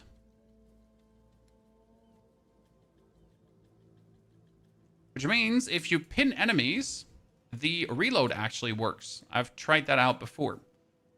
You get the reload. Double barrel, right? It does actually work. So you pretty much can play Siege Cascade as a Tactician, and that makes it like really powerful. Embankment, buff, and Death from Above buff. Biggest buff equals to Siege Cascade improved. Grenades not nerfed. And also very important is a lot of spirit reservation skills get their reservation reduced. And why is that intriguing? Because the Tactician itself has the node here on the side called Solid Plan, which persistence buff have 50% less reservation.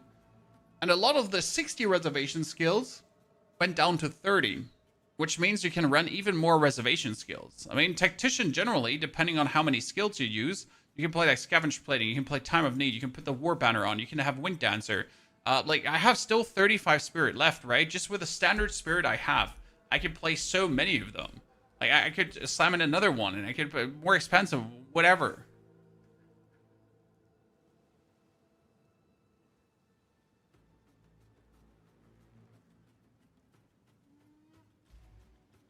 I think Tactician will still be here.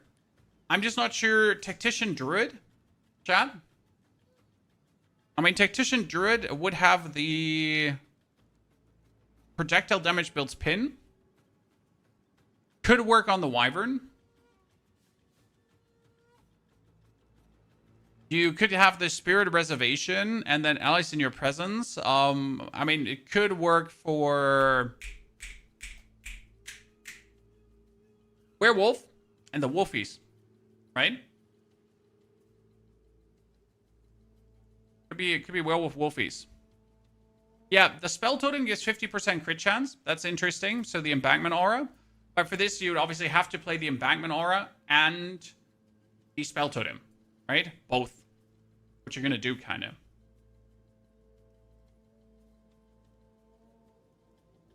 Pathfinder Warrior. Yeah, Pathfinder is going to be an insane ascendancy for everything.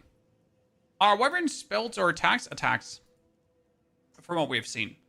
So what the Wyvern does, the Wing Blast, Devour, Oil Barrage, and Flame Breath, they're all attacks. Also, the Vomiting, the Fire Projectile is an attack too.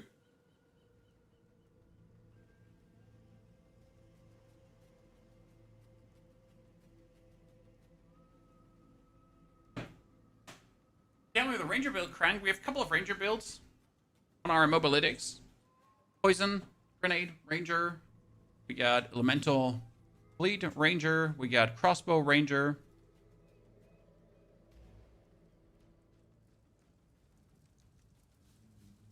Okay, that was Tactician. I like it. Then we got Witch Hunter. And Witch Hunter technically is like super, right? Because Witch Hunter received an interesting buff, chat. What did Witch Hunter get? Witch Hunter has ceremonial. Witchbane now has enemies have maximum concentration equal to 30% of their maximum life. This is a buff. So what does... Here, let's go over to the Witch Hunter. Druid is going to be S tier good to play this season. That cannot gauge. It's impossible to say because we don't know all the skills.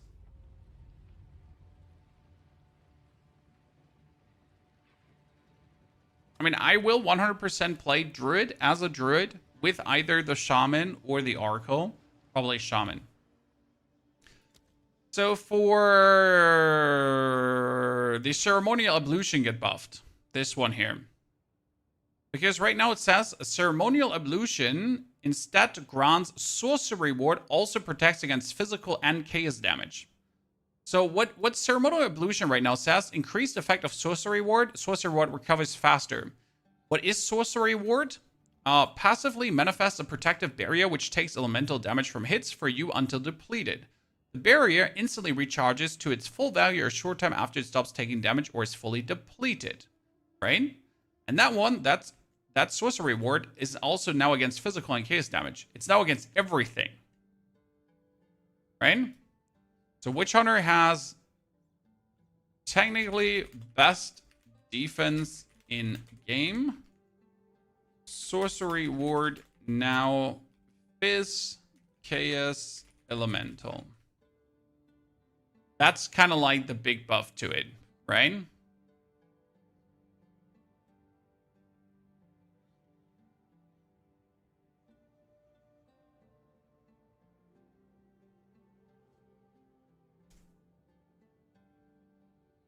Casters are probably significantly better this league. I mean, casters just got more tools to play around with. Right? We just got more spells, which is cool. And we get more passive clusters, yes. I feel Druid is going to be fun, but people love their one-button builds. It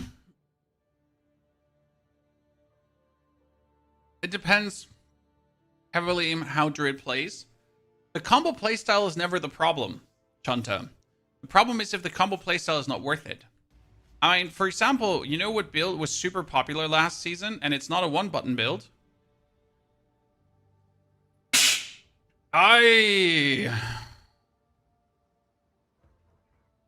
So one of the most popular builds was the Fissure Slammer.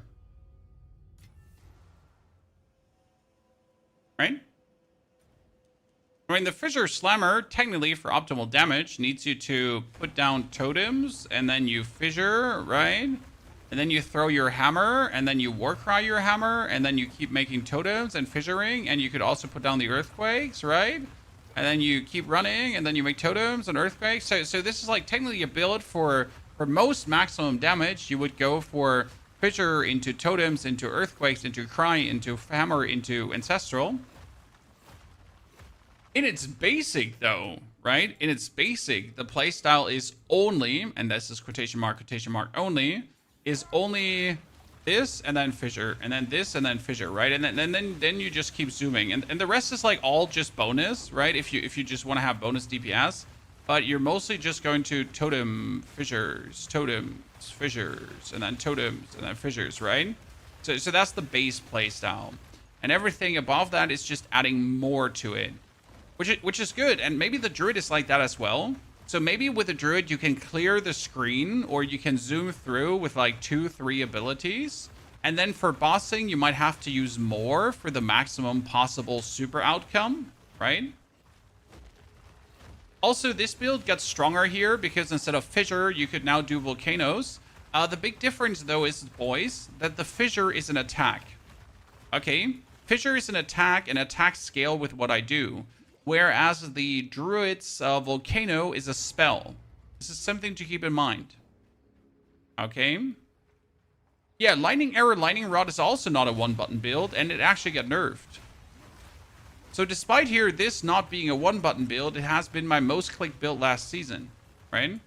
So yes, people want low-button builds, but at the same time, they just want combos to be worth it. I mean, Grenade Merc, for example, in its optimal value is also like a 5 to 6 button build. If you really want to unleash absolute maximum DPS. However, you don't need that maximum DPS in 9 out of 10 cases. So combo builds are fun, if then the comboing is worth it.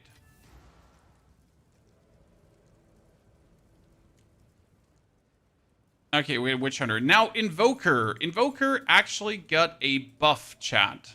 Okay, Witch Hunter is technically ++. Now we get the Invoker. And Invoker actually, like, is technically stronger. First, we gotta mention the Hollow Palm nerf. Attack speed scaling down. Right? Then the Invoker gets Protect Me from Harm is now 35% evasion. Okay. Protect Me from Harm is now 35% less evasion instead of 15. What is Protect Me from Harm? I'm going to show you.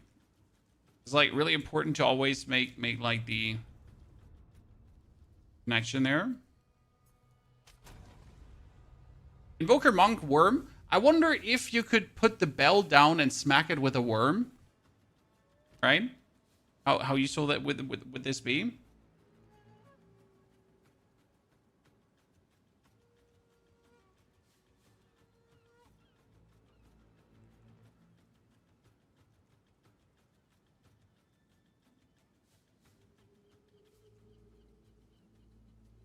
My stream just die. No, YouTube stream keeps going on. Okay, that was weird. Yeah, that's weird. Okay, where was I stuck? Ah, yeah, here. So it's this node here, Protect Me from Harm, and the node says Physical damage reduction from armor is based on your combined armor and evasion rating. 50% less evasion rating. This is technically good if you want to go for armor evasion rating stack, right? But that 50% less was shitty. Now it's 35% less. So technically you're more tanky than ever, right? Yeah, you're back. For some reason, he disconnected the encoder. That was weird. We got Soul Spring. So if we're talking about playing meta skills, guys, this is killer. The Soul Spring's Eternal additionally grants meta skills have 50% increased spirit reservation efficiency. Meta skills are cast on Ignite, cast on Freeze, cast on Elemental Ailment, blah, whatever, right? Cast on Crit, all these kind of stuff. All the cast on shit is now easier to use. And how much cast on stuff do we still have left? Cast. So we had cast on Crit, cast on Dodge, Reaper's Invocation, cast on Elemental Ailment. You have an Elemental Invocation, right? They're all the energy thingies. And all these energy skills, they are now have better reservation efficiency. Considering that this costs 100 spirit, right? This shit costs 100 spirit. But it has 50% better efficiency. That's insane. Meta skills, 50% better reservation. That's for me personally. I can see doing some stupid things with that and have fun. Do you think that Invoker Monk Worm could be good? I don't see why it shouldn't work, Chanta. Because the Monk has a lot of attack damage around. But I feel that Monk usually synergizes better with Freeze. And if the Monk or if the Invoker could put down a Bell, then you could hit that with your very fast-hitting Werewolf, potentially. And what I would like to know is if the Bell gets hit by your minions, if that would work. However, alone going for Werewolf together with Bell could be cool. So we're going to put that in here. Werewolf Bell build. Quotation mark. Right?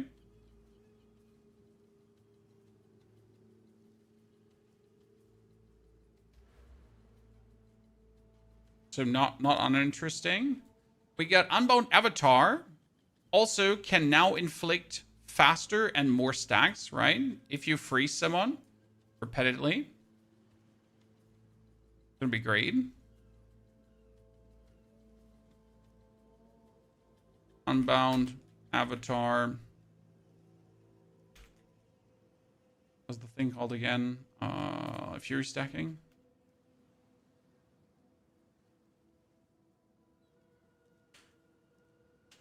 You want to be a worm and have chaos inoculation. I mean, you don't need to be a monk for that. The question is how, like, if you play a druid, for example, how would you want to reach chaos inoculation, which is all the way over there? I also don't think as a wyvern or as a druid in general, you need chaos inoculation. What druid build are you thinking about to make? I want to do a wyvern. For me, wyvern just looks like the shit. I want to fly up in the sky and go like, blah, fire breath and kill everyone. And I don't want to do black flame wyvern. No, I want to do a standard, cool, fun wyvern that utilizes the breath skills to go crazy. That stacks rage and has like all the rage going on. Potentially, obviously, with Apocalypse, because you get the Apocalypse skill.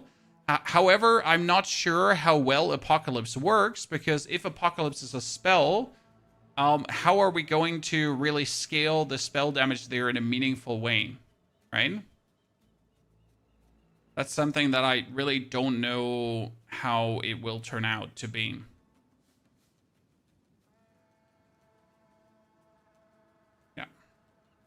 For Acolyte of Shayula, can someone tell me if this makes Acolyte stronger? Acolyte of Shayula is the one thing I haven't played at all, and I haven't really bothered of learning at all. So far, from what I have seen, is that the buffs to Acolyte are better, right? I mean, you pretty much have more Mana Leech, more Life Leech, you have more Darkness, right? Embrace. The Darkness is 10 stacks per level instead of 8. That seems to be huge.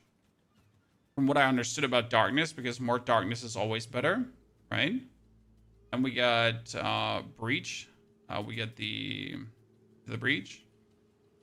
Breach is double the leech now. Shayula is more. It sounds like Shayula. I don't care. It's written Shayula. So if English is stupid, then English is stupid. I'm not sure if you actually played the Void Illusion skill, right? What does the Void Illusion skill do? Collide, where are you? Ah, Grasp of the Void. That was, I think, when you're rolling or something, you get that Void Illusion, right? The Void Illusion didn't work at all last league. Maybe that could be good now. Okay, that's good to know. I mean, they definitely buffed it. It does twice the damage.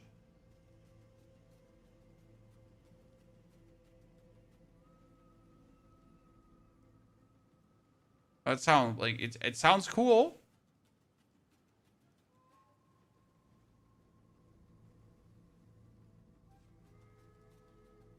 Void Illusion buffed, as it seems. And for me, it's like a tentative, just tiny plus for Shayula, right? If it's better. And now it's time that we can look at Shaman. Okay, chat. Now we can finally look at Shaman and Oracle. So the fun begins. Shaman. Shaman. Druid. And we also have the Oracle. Okay. So, Shaman. Let's see what we got. We get the first note on the left. Gain 40 spirit for each empty charm slot. So that would be Sacred Flow equals to 120 spirit without charms. Is that good? I'm trying to think about what would I do with 120 spirit? Would I want to have 120 spirit? Technically, the druid has a note here on the left that says unlimited number of totems, but each totem reserves 75 spirit.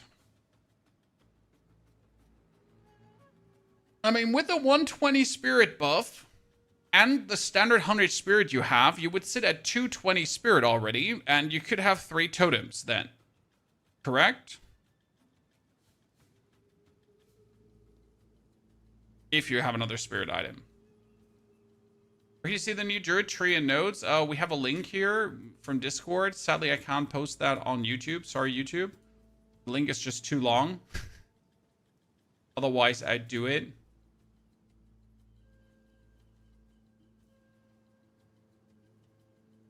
When you play Diablo, sir, we're waiting for the new season of Diablo, and the new season of Diablo is not terrible compared to Diablo, to what POE has to offer, but POE has so much more to offer. Okay, so gain 40 spirit. Then we also have, this is more life recovery, this note, the Wisdom of the Magi. Gain the benefits of additional bonded modifiers. This one I didn't find too interesting. Like, it's just fun, but it's not crazy. Okay, then we get the more rage, and every 2 rage grants more spell damage. So we get Sacred Flow. Then you have, what was it called again? It was called Druidic Champion. Druidic Champion is every 2 rage equals to 1% spell damage.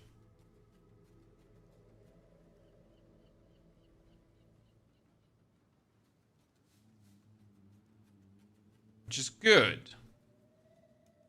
That brings us all the way up here to Furious Wellspring. You regenerate rage, increase a reduction to mana regeneration, also applies to rage regeneration, and skills which are not default attacks cost 5 rage to use. I don't know what that default attacks means. Right? Skills which are not default attacks. It says default attacks, but do they mean with default attacks just the actual quarterstaff like this? Or generally anything that's an attack counts?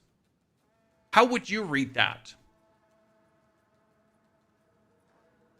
Like what's a default attack for you?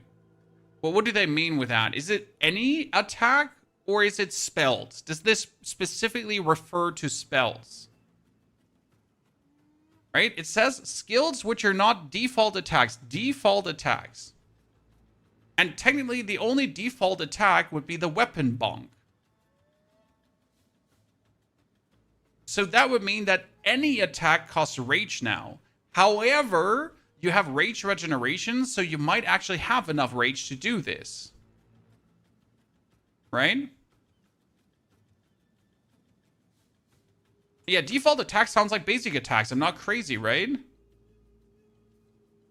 Yeah, default sounds like non-gem attacks. I'm with you. I'm with you. So this would mean the normal Talon Strike. Furious Wellspring equals to passive rage generation, but skills cost 5 rage, apart from basic attack.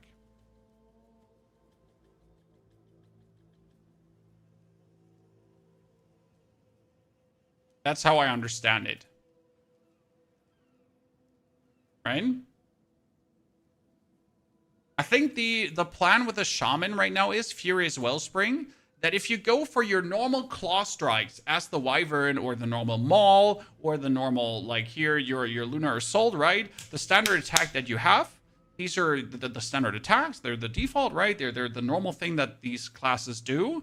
And then if you use any skill apart from that, right? If I use my Wing Blast or whatsoever, it would cost me rage to do. Most likely, in assumption, right? Now, what I need to know is, we have another node. This is called reactive growth, chat. Let's read this. Reactive growth says, take 4% less elemental damage per adaptation matching that adaptation's type. Gain 1 adaptation when hit by elemental damage matching the type of the damage taken.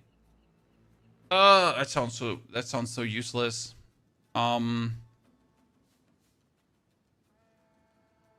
Reactive growth, elemental stacking, elemental damage reduction. Honestly, it doesn't sound hot, like when you read it, right? But this leads us to Avatar of Evolution. Okay. Avatar of Evolution. Physical damage taken as cold damage, physical damage taken as fire damage, physical damage taken as lightning. Adaptation duration is 10. Take less elemental damage per adaptation matching that adaptation's type. I mean, damage turned into elemental damage. Yeah, it's good with the elemental DR, but again, I feel like, do you need this, Adri?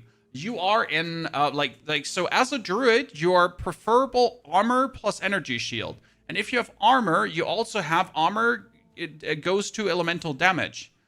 So why the fuck would I care about bonus damage reduction when I have the best damage reduction in the game, which is energy shield and armor takes care of elemental damage? If I already have this, why the fuck care about that? I'm sorry if I seem a bit exasperated about that.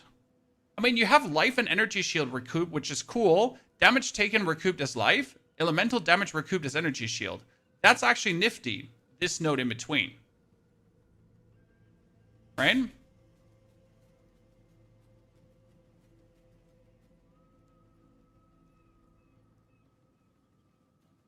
On the other hand, if you want to be super, if you want to be super defensive, just be a super defensive, I guess, right? Good. What is this node has nothing listed, sadly. Oh no, they don't have this node, Chad. They only have the Bringer of the Apocalypse. Now the big question is, Apocalypse, Bringer of the Apocalypse. The question is apocalypse spell? Question mark. Did they show this here in the video? I know they talked about the Ascension. Can easily generate endurance. I'm sure over 30 new supports throughout the game, but I'll show you a few of the cool, like the twist. Where do they talk about the Ascension? It's hard to find this part in the video. Wings. So of course things that are war cries. Here we clear. Now with a new class comes new Ascendancy classes. Yeah. The Druid will have 2 options for now, with a third being released later. The first class is unifying his animalistic and magical tendencies. By allocating Druidic Champion, you gain spell Yeah, so we have to Druidic Champion, right? This would boost the spell, but I need to know the Apocalypse. Did they go over it? As Marian Magi. After No, see, they show the Apocalypse. the Shaman. These new mods unlock countless new possibilities for enhancing your build. You can also allocate Bringer of the Apocalypse, allowing you to become a walking natural disaster. After dealing enough elemental damage, storms of all elements rain around you, destroying all who would face nature's fury. There are other abilities for the Shaman, but I'll just show a few from each. See, my problem is, how do we scale the damage of that? No, the bear running doesn't show Apocalypse. The bear running shows Calamity. Right? That's Calamity. That's different. 2 different skills, as far as I'm aware. Yeah, the damage will be there, don't worry, but still, like, it's from an understanding standpoint. I want to play Apocalypse, right? I think the coolest part for me right now would be, I'm a Wyvern, I stack up Rage, my Rage increases my spell damage as well. I kind of use Apocalypse then to get more damage, so my points would be 1, 2, 3, 4, and then also 1, 2, 3, 4. Those would probably be my points to put in. And that would then grant me more maximum Rage, and it would grant me more maximum Rage, so you have 8 more maximum Rage. That brings us to 38 Rage, plus another 7, so we're sitting already at 45 Rage, just like that. And then since we're in the Druid side of the board, there might be, like, we got Rage here on the Druid side of the board. You start here, so we could get here, like, Rage when you get hit by an enemy. We could try to get here for the more maximum Rage if we wanted to, right? So there is Rage available that we could go for. You could obviously try to just get the more maximum Rage from like with allocation right here with Jiggy Majiggy, Yoinky Maboinky. And we might get more Rage passives here as well, right? So that's something I don't know yet if we get that. So then we would get like a huge amount of Rage, and are you probably gonna play Berserker too, Chad? So I feel like Druid wants to play Berserker, doesn't it? Berserk, right? Lose maximum life per Rage per second while not losing Rage, and grants increased Rage effect. Seems standard, right?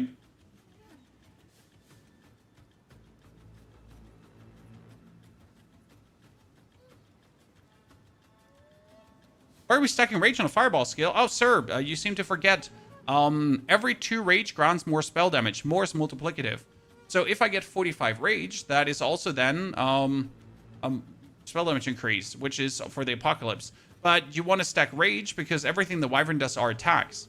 So if I have 45 Rage and the Rage is also multiplied by the Berserk with 50% value, then I get generally more attack on all my things. And since Devour heals me, the Devour easily offsets the minus life that we would be getting from the Berserk. Because Berserk does leech life, right? While then we are not losing Rage ever again because we have the skill. And then if I Devour enemies as the Wyvern, like, I get heals.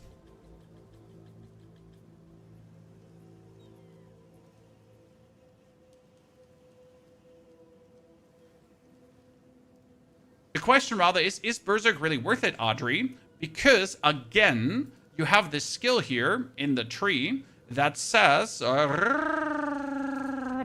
boink, Fury's Wellspring, skills which are not default attacks cost Rage, and that's 5 Rage per use. So unless we are restoring massive amounts of Rage with every attack, we might not be able to max it. However, this is the very important part. The Druid attacks, the Wyvern attacks are melee. So the Devour is actually melee, and the Wing Blast is melee, while the Oil Barrage is a projectile, and the Flame Breath is a general attack. But that means the Wing Blast that you pair together with the standard swings of the Wyvern for most of your damage can actually play, if I'm not completely mistaken, Rage Gems, right? Because rage gems say we get rage, and we get rage 2 or rage 3, right? But we get rage 2, and they say supported skills grant 5 rage on melee hit. So if I have my wing blast, right? I go for wyvern swipe and then wing blast bam, wing blast bam. That wing blast is melee, so it can make rage whenever you use. And if it costs me 5 rage to use, but it makes 5 rage on use, then it's free. It's free. It doesn't matter. I can just pump it away.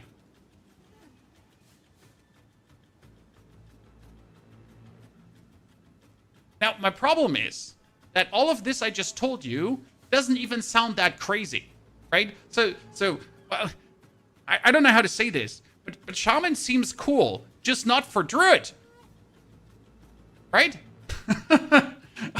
It just doesn't sound cool for Druid, at least until we have played it. Shaman, like, currently Shaman sounds better for a human form Druid to, like, focus on creating rage, right, with the Furious Wellspring, and then I empower my spells. And this is where I'm like, so I would play a Druid with Shaman, but then I would play him as a mage, right? I would play him with Spark and Arc and all that kind of stuff. I would play him as a spellcaster, but I wouldn't play him as an animal shapeshifter, right?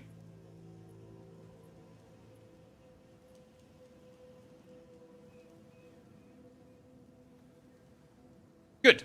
That brings us then to the Oracle, chat. So bring up Apocalypse. The plan here is Apocalypse, Wyvern, Raging, Flaming, Madness. Whoa. And then we have the Oracle. The Oracle has actually some totem stuff in it. Oracle, Grid. So, Oracle, ladies and gentlemen, has, in the first one, called the Lesser Harm. Enemy critical hit chance against you is unlucky. Damage of enemies hitting you is unlucky. That's actually, that's really good. The Lesser Harm, damage, and crits against you are unlucky. Unlucky means they roll twice, and they give you the lowest damage possible. Right? Is it fully out yet? No, the game is not fully out yet. It's still early access. Okay, that would be the Lesser Harm into Forced Outcome. Inevitable critical hits. Huh? What does that mean? Inevitable critical hits. I would assume that Forced Outcome just rolls it better. Inevitable critical hits. Yeah, it means you're probably like guaranteed to crit, which actually sounds really fucking good for not playing Druid, right? I mean, if I want to play a certain build where I need to crit for good outcomes, you could force this, right? It seems to say that we get crits. You got Converging Pathes, which gives you Moment of Vulnerability. Converging Pathes was the one where you create a copy of an enemy, right? What I wonder is, if Converging Path, Moment of Vulnerability, can this be Massive Bleed or Poison? Because the way how that one works, let's see if we can find it again. When taking Fateful Vision, you will... And with Converging Paths, at a critical moment in battle when a monster is vulnerable to freeze, stun, or electrocution, the Oracle can use Moment of Vulnerability to see a vision of the enemy's future, and then merge it with the current timeline, allowing him to deal damage to both. See, what I don't understand is, can I then do Massive Bleed to both? Like, could I go in with a Rake? Right? To both? It's a bit weirdly worded because the copy doesn't seem to have a life bar, right? So you summon this copy. And with Converging Paths, at a critical moment in battle when a monster is so the enemy is primed to stun, right? The Oracle can use Moment of Vulnerability. Then he uses Moment of Vulnerability. Boom. And you see this thingy, but it doesn't have a life bar. To see a vision of the enemy's future, and then merge it with the current timeline, allowing him to deal damage to both. And especially, there doesn't even seem to be more damage. Like, you know, the way how they're showcasing it, I don't see more damage. I see you just summoned this thingy, and you didn't do damage. So it's like, fuck yeah. Like, what? Huh? What? No? Right? But it also seems like this would be good for another build, for not druid build. Like if I, for example, play a poison, like if I play poison, or if I play grenades, so if I play like this with a crossbow, okay? If I play the oracle with a crossbow, and then I put down 20 grenades, and my enemy pretty much gets this moment of vulnerability, and my 20 grenades explode, and they would explode on 2. That would be maybe double damage, right? So good for grenade play style, potentially. I know that the damage was not good in the video. They said that in Q&A, raw Udi, but it's like, it's so not okay that it doesn't seem like any intriguing, right? It's hard. Okay, what is the one in the middle here? This is Harmony Within. Oh, wow. Shit. Okay, hit damage is taken from mana before life if you cannot... If your current mana is higher than your current life. Less life, less mana.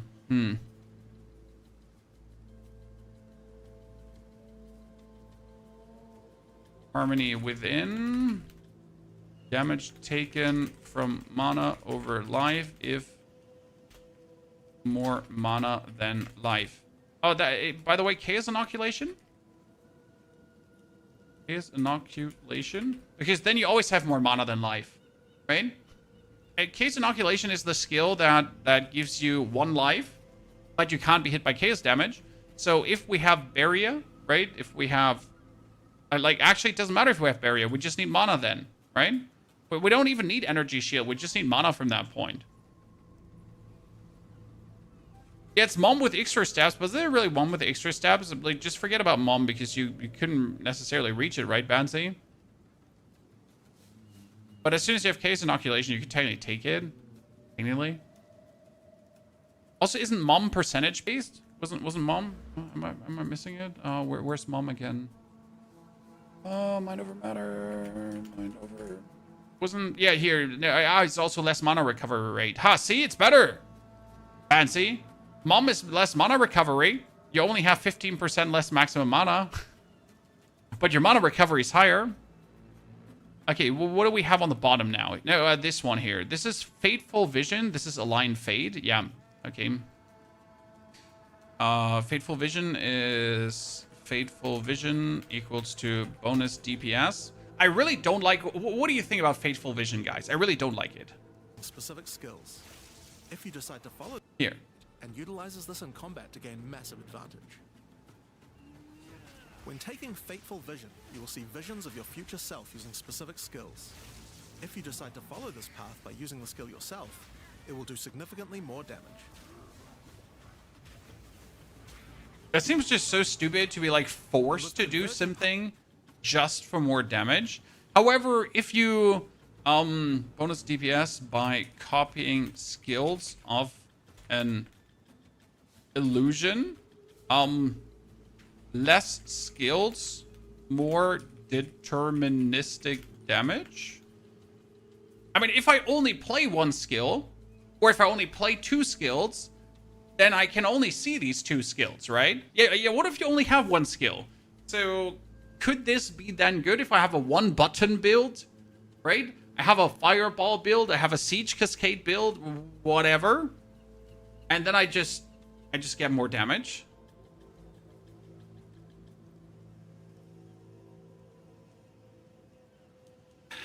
Could be a way to play it, at least. It will depend heavily on cooldown. Yes, how often it actually pops up to make it worth it. Okay, that's something. Where's like, so this was there. Then all right, now at the bottom. Okay, chat. Traveler's Wisdom. Non-keystone passive skills in medium radius of allocated keystone passive skills can be allocated without being connected to your tree. Oh, that's actually good. Traveler's Wisdom. Non-keystone passives can be activated in range of keystone passives without tree connection. That's really strong. What does that mean in words? If you, for example, activate the Mind Over Matter, right? Keystone, or we activate Painted Human, the Zealot Oaths, whatever. This would mean that I can now allocate passive skills in range of that keystone passive without having to go there. Right? So I can go for the Zealot's Oath and then I can put points in here, but without going to that direction, right? So I could just choose this, or I could just choose that without actually having to go. So, not bad. Where's the Ascendancy picture from? It is from Discord. Sadly, I cannot post this to YouTube. I'm sorry. Udi just posted it in the chat too. These two, like, I'm gonna link them in the video later. So I'm gonna put them in the description of this YouTube video. That's a good point there. Thank you. Let me open up the edit here. So, at Shaman, Ascendancy, and Oracle. Ascendancy. Boom. That comes in here.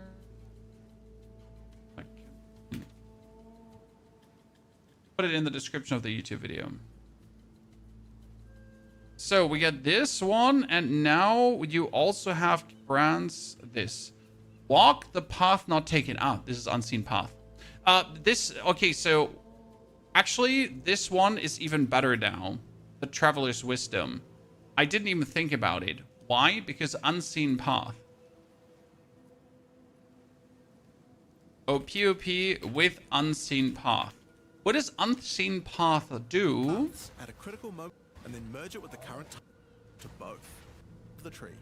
By allocating the unseen path, you use your power of foresight to learn from alternate futures and gain skills that would otherwise be unavailable to you.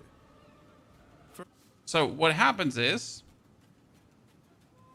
that your skill tree Timeline, allowing him to deal damage to both. And one of my favorites, when you first become an so this is that. This is like how big it is, right? Oracle, you'll notice over 100. And this is more. That means if I now get the keystones, right? The respective keystones, I have access to these unseen pathy skills even easier. Right?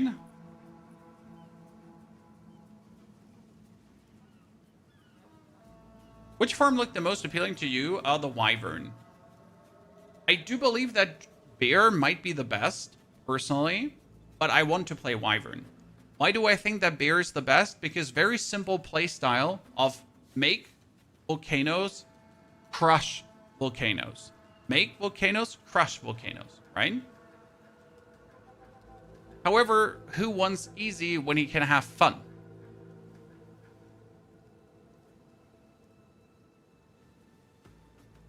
So from what we have gone through now, which, if you play a druid, chat, if you play a druid, what would you go for?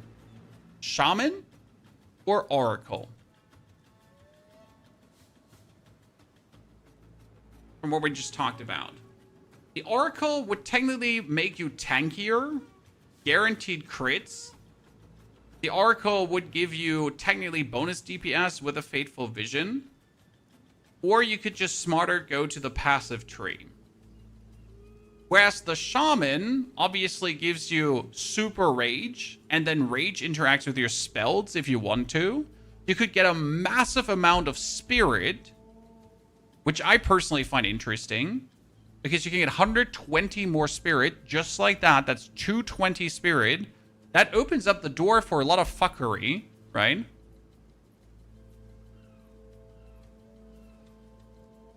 However, I really want to know how cool Apocalypse is. Honestly, I don't even care if it's good or not.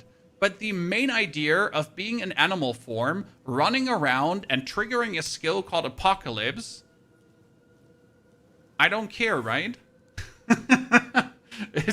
it's just like, fuck you. That's what I'm gonna do. Most important, I think if you want to play human form, Shaman wins, right? If we just think about, hey, Pony, what if I don't want to play an animal form? What if I want to play human form? What if I want to use my volcanoes, my entangle, my thunderstorms, my spell to, right? What if I want to use that shit? I personally think then you're better off playing Shaman. Right?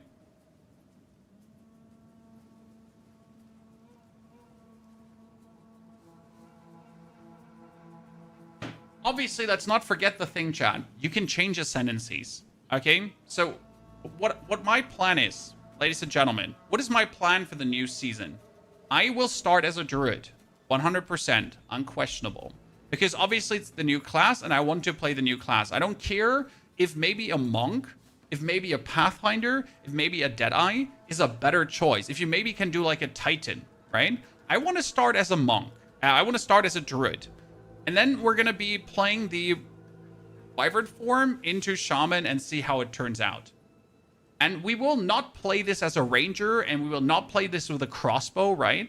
We will use the druid skills. That's the plan. However, if you wanted to play the best, right? The best Ascendancy in season Fate of the Vaal. I'm currently looking at potentially Pathfinder and Deadeye. I mean, Deadeye is still like, if I would have to make like my most OP build, I could just pull out of my ass, is probably Deadeye with grenades. And potentially Amazon again with Siege Cascade. I know it sounds sad. I mean, Pathfinder is strong. Pathfinder get insane buffs. And the most anticipated skill we are having currently, chat, is Explosive Spear. That's for me. That's like, I will have to play this. So Explosive Spear here, chat, might finally be endgame viable. So we get like what we have lined up for here. Let's see. Potential builds in 040. We got Wyvern, Druid with Shaman Ascendancy. Right? We would like to make a Bear Slam Warrior with Titan Ascendancy probably, or with Titan Smith Tava.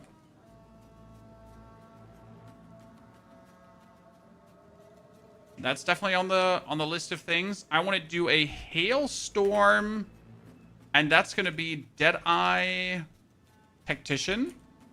Okay. I'm not sure about this. Tactician. Hailstorm rounds, because they got buffed. Hailstorm rounds are now better than ever. We'll probably pull off a Siege Cascade Amazon down the line.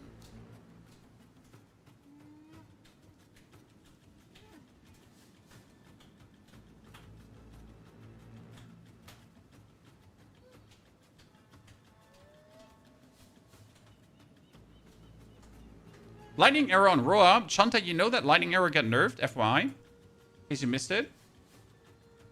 So we got Lightning Arrow. Oh, wait. Arrow. I can't write lightning, it seems. We got like the whole like lightning stuff.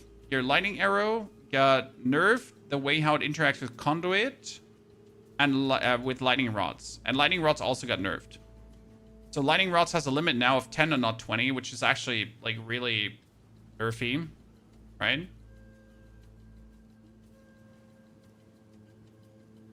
Having less of those is pain.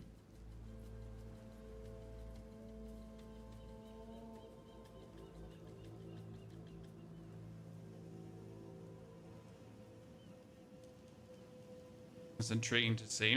Stormcaller era also get nerfed, if I'm not mistaken. Yeah. So what was that? We get Siege Cascade Amazon. We got Explosive Spear. Blood Mage. Elemental Bleed, maybe. So that one is like highly experimental, but I really, really want to play this. So I love the idea of Explosive Spear being finally viable. Okay. They changed something about Galvanic Shards. So... Galvanic... Nope. Shard. Wait, I got Ice Shards.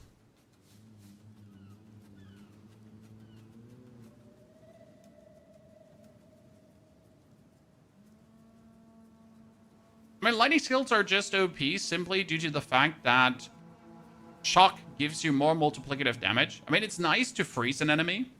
Yay. But if you can, like, you can only freeze an enemy XXX times, while Shock can be permanently up, and Shock gives you always multiplicative more damage. It's actually stupid how unequal they are, right?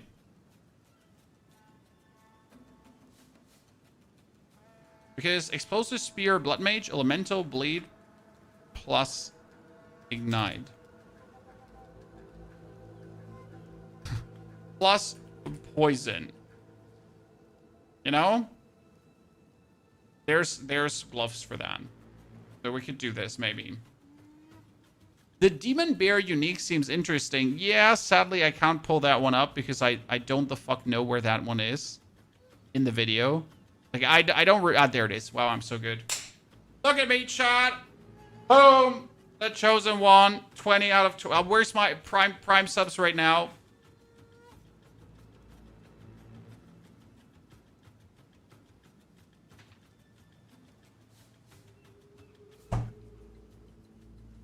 Clip it and ship it.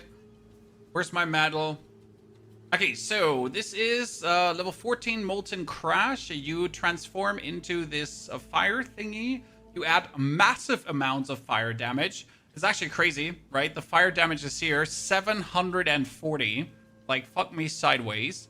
Bear skills convert fizz to fire damage, and enemies in your presence have exposure. This Bear is... form into a fire demon, converting most of your damage to fire. As a demon, you can also use Molten Crash, a jumping slam attack that leaves fissures around you. This unique also continuously grants glory, allowing you to use your ultimate abilities more easily. Now, of course, the drill... Shush. I mean, that seems like the ultimate wet dream, right? To pick that shit up and then go crazy. But it's obviously nothing you can plan, right? Because you gotta get this item. You gotta get the Fury of the King. What is the most fun build to play right now? I don't know if you have seen my latest YouTube video on a build. It was called One Exalted that broke Path of Exile. In case you missed it, it's a video about a build where One Exalted or broke Path of Exile. Because it's created, it creates this amazing fun build that uses an level 1 item to kill the Arbiter. And this is here this is like here, see this is here like tier 16 boss. This is the Zarek the Temporal. Yeah. I have such shit gear.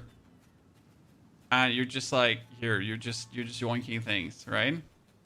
Yeah. Just in case you wanted to see something funny.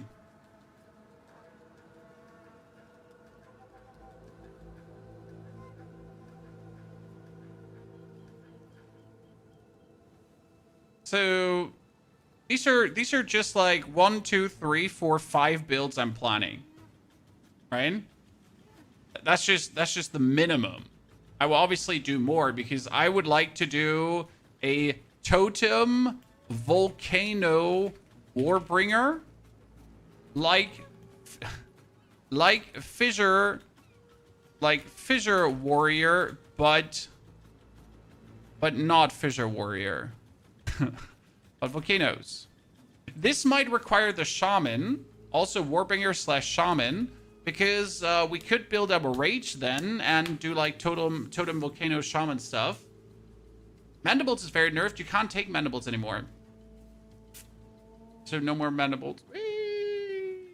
Void, by the way, and Sir Divinus, thank you for your subscriptions for that instant pull on the demon form.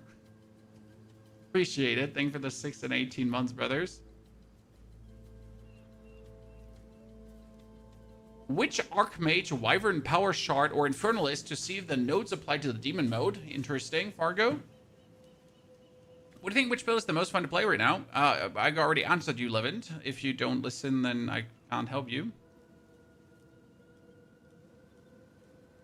That would be like 6 possible builds already, and we will definitely come up with more, right? And we have to do something with Oracle, otherwise it's kind of boring. We'll probably have to do something with the, we definitely have to do something with the Ritualist. What we 100% want to do is, guys, we want to do a lead build. So, lead build with hopefully new bleed nodes. Then we want to do a poison build, right?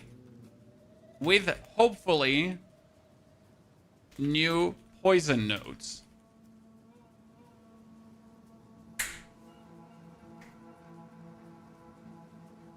D4 this season, even if they bring Paladin. Paladin is not coming, Don Camillo. Never to Diablo 4. There's no Paladin. I'm sorry. Do you think a wolf or bear form would work with Ritualist? Any form works with Ritualist. Ritualist doesn't care. Ritualist is wholesale buffed. And Ritualist is independent of whatever you want to do. Okay? I mean, the Ritualist starts here on the side. Right? On the hunter's side, yeah. But it works with everything. I mean, the sacrifice works with everything. The blood boil works with everything. I would probably choose wolf or bear form over wyvern for Ritualist, because Ritualist, the problem is that for the blood boil to give you the bonus damage, enemies would have to be close to you or in your presence, and I don't know how much the wyvern is going to play on range or close up, right? Hope the other plants the ranger uses can get watered to give poison new flavor. I think they said something about this. So the entangle got the plant attribute. So you see entangle says plant. And as far as I understood, this plant thingy is supposedly also going to other things. And everything that has the plant attribute in it can get watered. Right? Which means that, obviously, if you then shoot the vine arrow, I think, right? What do we have? Where's the game? There's the game. Vine. We got the vine arrow. This says AoE projectile chaos duration barrageable. But it might say these vines here that come out, that they actually get the plant tag, right?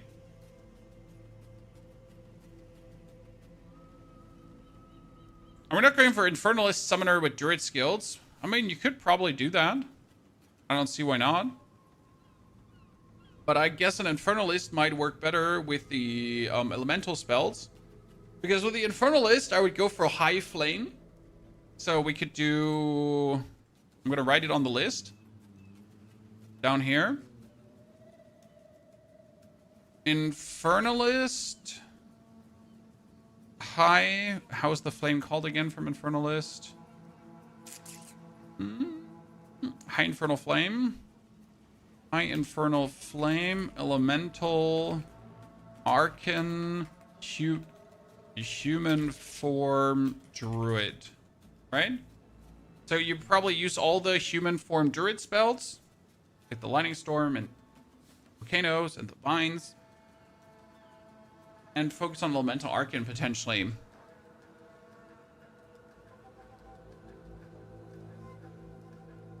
Titan works better with Bear. That's why we have Bear Slam Warrior. here. Titan or Smith of Kitava. I'm not sure which one is better. So the idea behind Smith of Kitava for bear form is that you wouldn't go for the bonus slams. You could still get enough bonus slams, right? But what you would do with the Smith of Kitava is that you get fire spell on hit, and you could automatically cast the volcanoes without having to cast the volcanoes. And that could be very fucking good. It should be possible that you can do this. It should be possible. And that means that you could bear around, and by bearing around, you would trigger this fire spell and hit. I mean, right now I have Solar Orb on this character, so the character, like, it's kind of useless, but not useless on this char, because you have this to, what do we have, the Apex of Filth, right? The basic plan with what this warrior does, and I don't think the enemies will have enough power for it, but we can try quickly. So you're supposedly leaping around, right, on the warrior,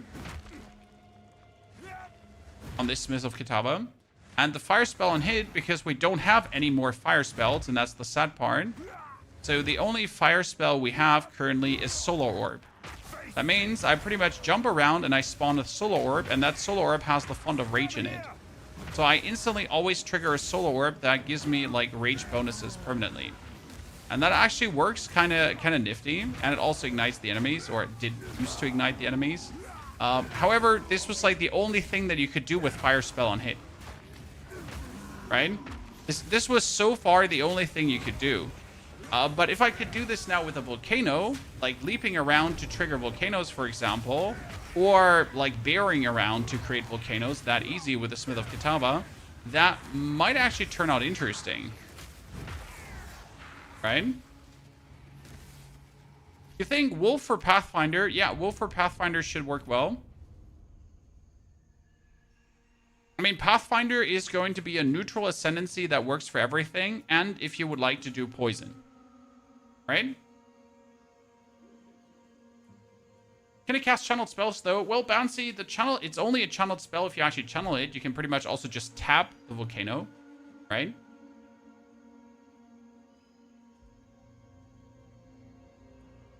Pathfinder getting the Ascendancy starting notes. Yep. Pathfinder getting the Pass of the Warrior and Sorceress is insane. Because the Pathfinder, in case you missed it, can efficiently start wherever it wants. So after you're ascended, after level 26 with a Pathfinder, right? You can just begin on the warrior side with skill points. So I can play a Pathfinder. I start here on the right side. Then I take my first two ascendancy points, and I can instantly put points in here or points in there, or just go over to the druid or whatsoever. And I could also start here with the sorceress, right, to get myself energy shield and whatsoever, and then just make my way up. It opens up a lot of possible builds.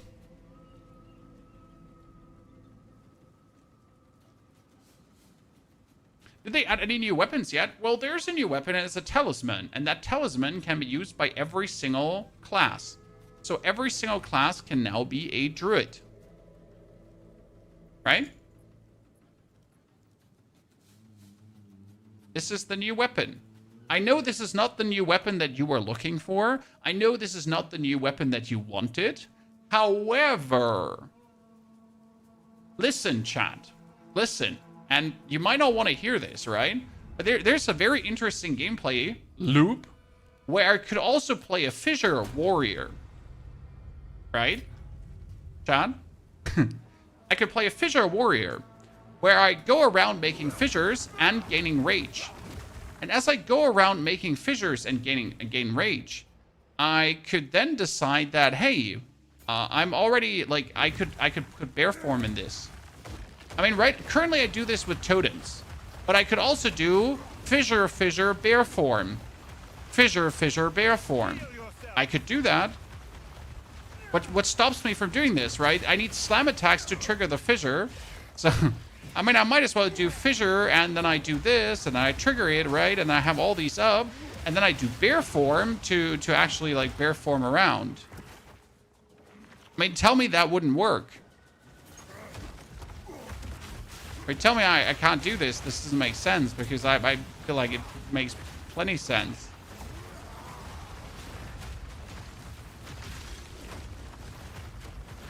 And then we're suddenly we're cooking, right?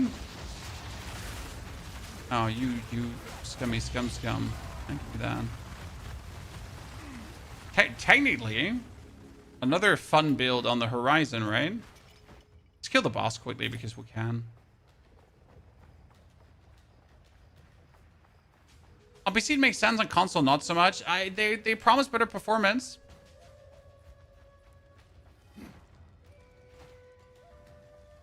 Woo, let's go.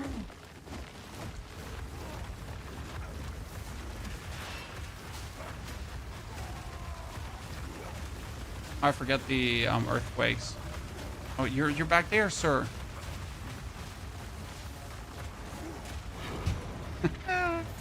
I just enjoy the Fissure Warrior the most. You have to use weapon swap for this, yeah, but it wouldn't be a problem. Because right now I use my weapon swap for totems, correct, Crumbush?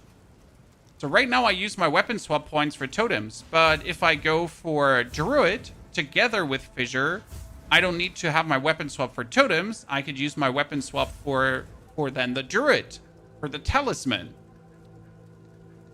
Correct? And the best part is that using Fissure makes Rage. Because Fissure is an attack, right? And that means I can play Rage 3. So I can go around to gain Rage, to then go into Bear form and use that Rage for Super Bear form. Swedish Nematode, thank you for the Prime subscription and support. Swedish Nematode, good to see you there, partner. Very much appreciated. Thank you for the subscription. Thank you for the 4 months. So we could add to the list, if you want to, a Fissure, Maze, Bear, Slamming, Warbringer, or Titan, Shaman. Because I'm not entirely sure which one is best for that. Because it doesn't have to be Warbringer if we're not doing totems, right? So we're not doing totems, it could be anything. It could be a Titan, it could be a Shaman, it could be whatever.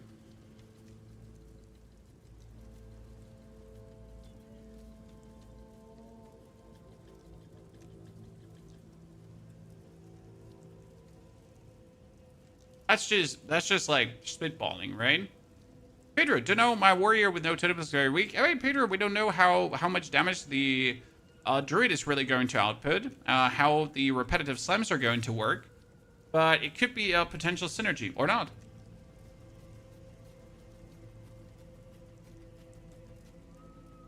I mean, at least we have something here. By the way, this whole document I'm going to put into the... This whole document I'm going to put into the YouTube video as well. Thank you for reminding me. Here. Beam.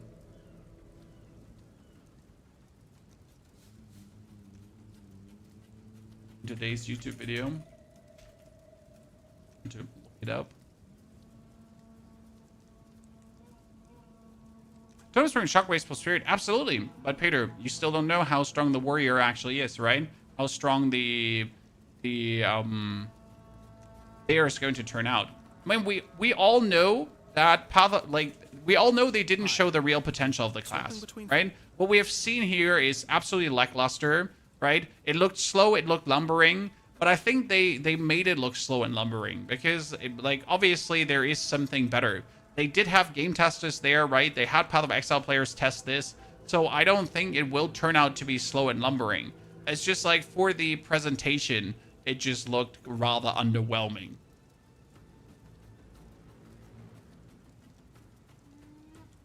So I do not believe it will be underwhelming, right?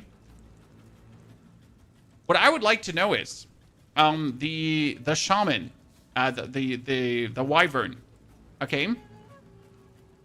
The wyvern wants to prime enemies for stun, okay? Chad? And if the enemies are primed for stun, you can use the wing blast. Right? So you prime them for stun, you see the primed for stun symbol, and then you do the actual wing blast back jumpy bumpy that here. So here, prime for stun, right? And then boom.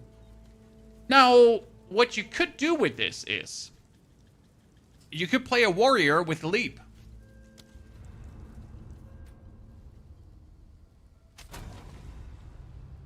With leap. And what you can do on leap is you can say there's a support that says can't stun. Which one is it again? There's the one that says can't heavy stun. Was it Bone Shatter? No, not that. But you can play it like Bone Shatter. Which is Brink. Stun build up from supported skills cannot reach 100%. Okay? So with Brink, you could leap around and prime everyone for stun on every leap. And then you would use the Wing Blast. Right? So you have a mace in one hand to leap into your opponents. They all get primed for stun. And then you just go for Wing Blast. Wing Blast. Wing Blast. Right? It's like jump, Wing Blast, jump, Wing Blast, jump, Wing Blast. It's kind of like jump Bone Shatter, but just different, right?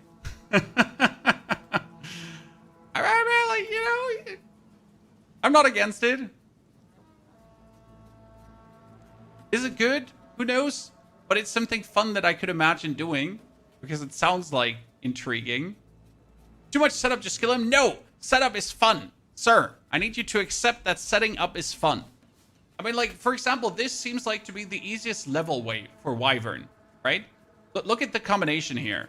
So does this look like an endgame combination? No. Right? Would I use this in endgame? No. But does this look like fun for leveling, right? You have this Fire Blast, correct? And it does damage, and it ignites. And then you just put up your thingy, and you puke into it, and everything dies, technically. Right? And that could be a very funny thing for just leveling, potentially. Setting up might be more fun with less mob density, higher HP mobs. Exactly, sir. I fully agree on that. I wonder how good the lava balls are going to work if you go for multiple projectiles, right? And then multiple projectiles. So like you have the volcano up, and then you actually spew out 3 projectiles though, and they each bounce past the volcano. And then it goes like multi-triggers, right? Did that work?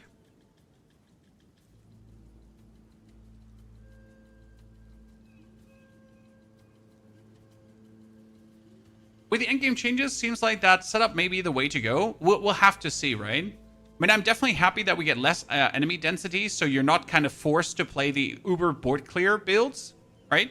We do not need to play uber board clear builds anymore. We just need to play something that actually does damage. Are talismans two-handed? I think they are. In the very beginning of the Druid showcase, you have the talisman here. Two-handed. Yep, two-handed. There you go. Does Walking Dragon evolve into Flying Dragon? Wyvern has a breath skill that it can use. The breath skill requires you to have a rage, though. Okay, breath skill is following. Flame Breath. Converts physical damage to fire damage. More ignite magnitude. 750% more ignite magnitude, which is actually fucking fuck. What the fuck? Rage cost is ignored for the first 4 seconds of the channeling, so you can summon it for 4 seconds, and then it costs 6 rage per second. Now here comes the killer part, okay? It says cannot gain rage while this skill is active. However, if we already have 45 rage, right? 45 divided by, what was it, 6, right? Is another 7.5 seconds. And you could technically go up all the way to 50 rage and beyond. So we're sitting at a potential 8 seconds breath. So a 12-second breath attack. Right? Right? Chat? 12 seconds long. You're going like... Then you regain your... then you regain your rage really fast. And then it's again 12 seconds long. What I need to know is... what does Infernal Cry read?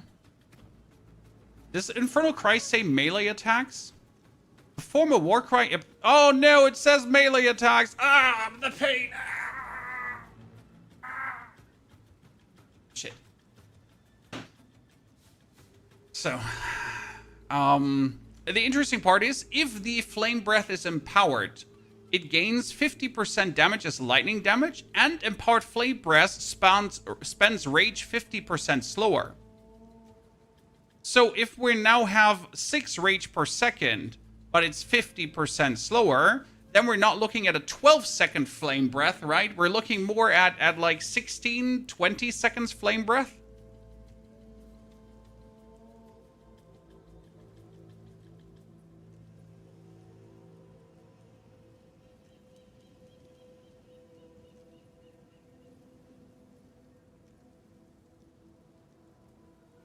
That's what I want to do. Like, I don't actually fucking care. How do you get rage charges?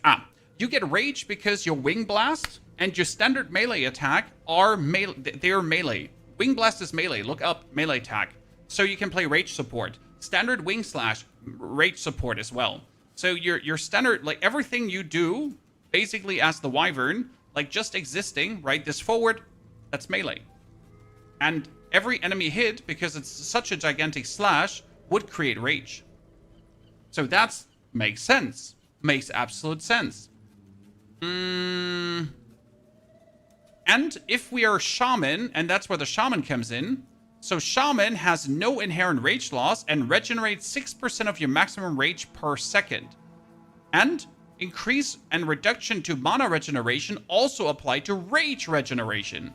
Which means if we get any kind of mana regeneration, right? Mana regen, which is already here. That would also give me rage regen. Nerfed in a week? No, chat. Path of Exile does not nerf things in the season. Toffer, thank you for the 15 months of support. Toffer, let's fucking go. If this turns out to be good, if the dragon spewing flames turns out to be good, it will stay good for the season. Unless it's bugged.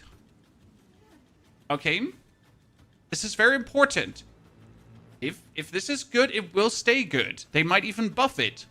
Remember the Lightning Spear season, where the very first patch notes did give Lightning Spear even more damage. Because why not?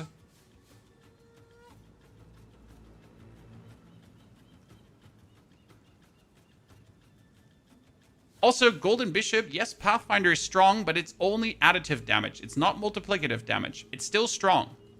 Okay?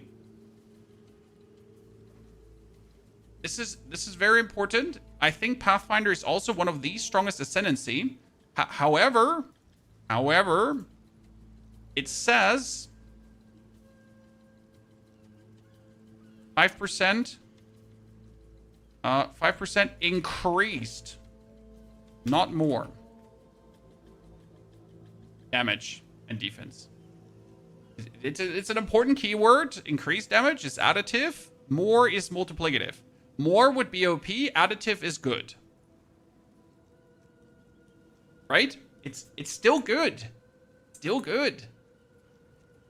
It's just not broken.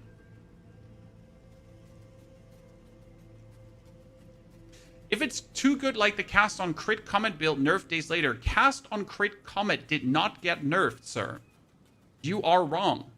Cast on Crit did work in a way that was not intended. Okay? The reason why all the Cast on things were nerfed is because the Cast on was not working as it should have worked. It wasn't the Meteor's fault. It was an inherent game bug. Now, being able to make the Flame Breath last 30 seconds and absolutely torch the world might or might be intended. What I wonder for myself is, do we play around with Ignite Magnitude here? Chat. Because it says 750% more Ignite Magnitude.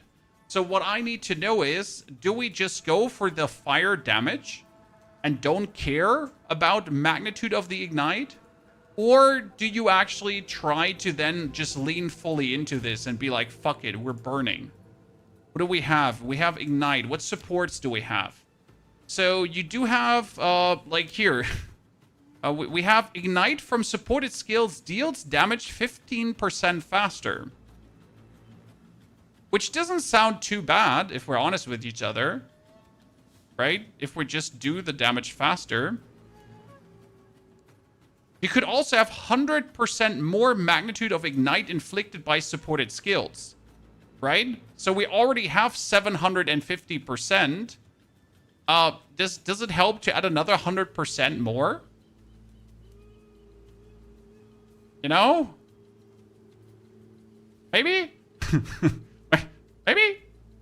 Maybe not? Who knows?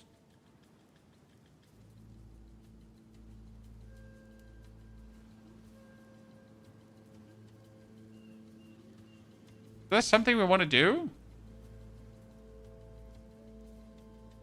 Supported skills trigger volcanic eruption on hitting ignited enemies?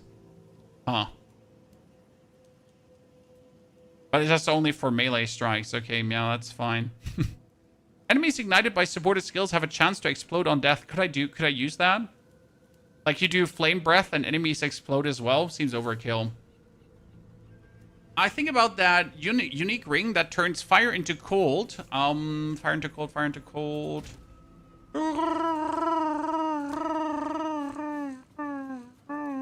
Which one was it again? I get lightning damage to cold. Fire damage to physical. Do I have fire to cold? Which one was it?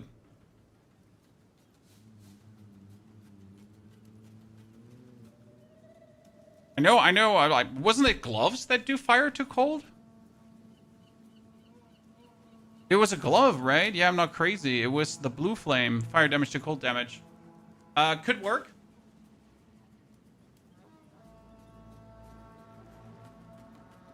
Question rather is, if you convert fire damage to cold damage, do you still ignite? Right?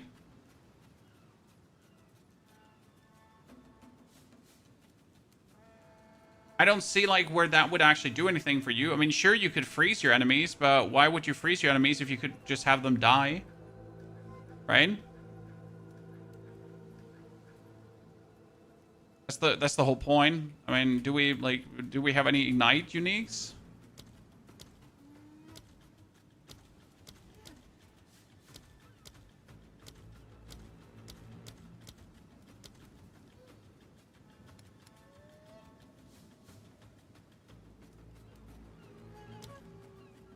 Do we have ignite stuff? I mean, this is ignite to inflict spread to other enemies, but that's kind of like nothing special, right?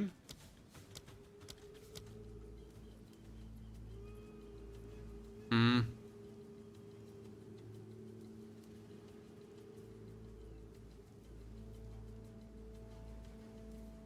Fire damage from hits contributes to shock chance instead of flammability and ignite magnitude.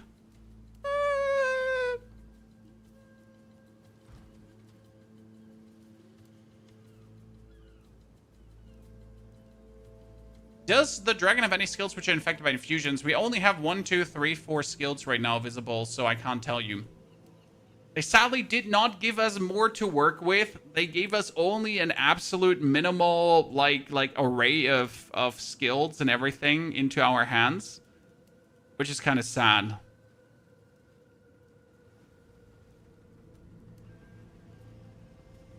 I may say Black Flame for Chaos and Purple Worm. I don't trust Black Flame.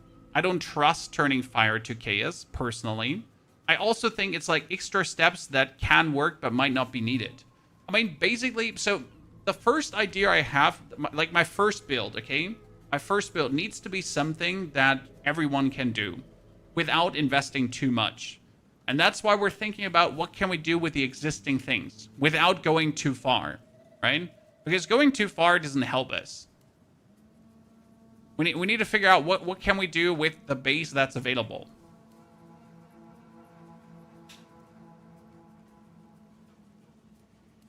That's kind of like where we're going with this. That's also why I want to play just a simple, like, right? I just want to play a very simple Wyvern Druid with Shaman Ascendancy and Apocalypse. Because I think it will be good.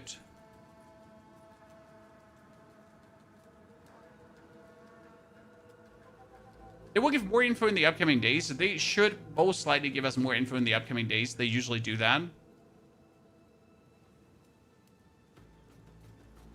Black Flame wouldn't work. It's for spells, not attacks. Yes, the Fire Breath is an attack. But you could go for Black Flame Covenant in the passives. You got here Black Flame. Up here. Fire spells convert. No, that's also for fire. Ignites inflicted with fire spells. Oh, also fire spells. Okay, so Black Flame Covenant also doesn't work. Wow. That one also doesn't work. Yeah. Also, Black Flame Covenant says spells. Huh, so no Black Flame. Screw you. We don't have to think about that. Woohoo! Because it's an attack, right? Attack, chat.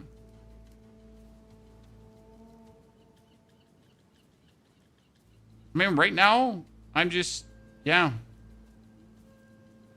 It's a fire AoE sustained channeling. I guess just more ignite magnitude.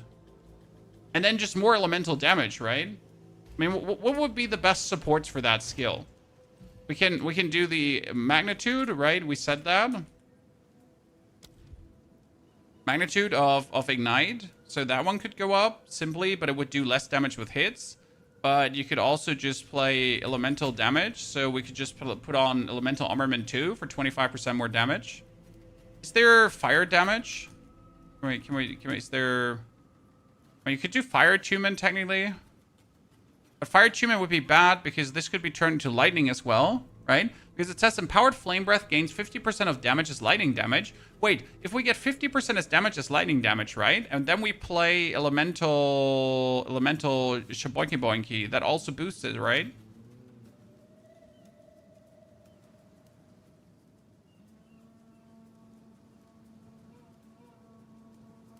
You change if Soft's Pyre is being buffed.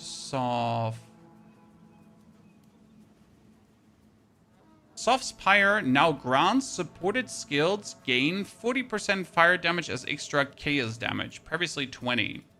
So Soft's Pyre is buffed. I don't actually know what unique Soft's Pyre is though. Show... I show unowned as well. Unowned? Oh, great. Doesn't show them. Oh, wait. I can go on the market. Soft's Pyre is a gem. Soft's Pyre. Show me. Oh, no results found. Well, that's unfortunate. Chad? No one is selling it. No Soft's Pyre for us. It's a lineage gem. Lineage gem. Where's Soft's? Ah, there. Chaos damage from hits with supported skills. Also contribute to flammability and ignite magnitude. Supported skills gain 40% of fire damage as extra chaos damage. I still don't see that as useful. Is there any gem that does something with fire? So we get Arbitrous Ignition, chance to gain Flame Arcane on igniting an enemy with supported skill. But that's more fire damage to spelled, so it's kind of useless. Aelith is chance to gain a power charge when expending combo with supported skills per combo expended. No. Relentless, increased reduction to cast. Projectile speed, no. Wow, there's nothing really crazy for fire. I'm sad now. Fire Breath will work with Nova. Why would you need Nova for Fire Breath? And no, it won't work with Nova because I don't think it's a projectile. It's a Shapeshift Wyvern AoE sustained fire duration and channeling skill. I'm not sure if there are actually any supports for channel. chat? I haven't really looked at channel stuff. Is there something like where you can actually get something meaningful from channeling?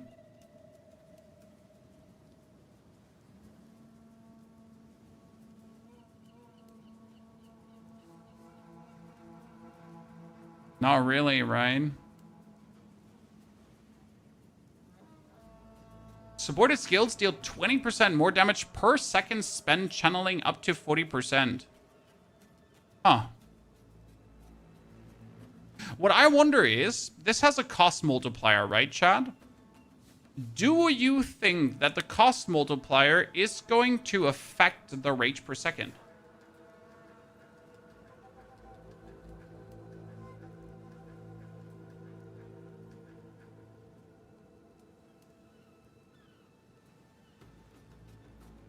That's an interesting question. It should, shouldn't it? It should probably. Not for the first 4 seconds, obviously, Bansi. But afterwards, it should. So 4 seconds long, nay. But then if we have a 120% increase, doubling the rage cost up to 12 rage per second then suddenly, right?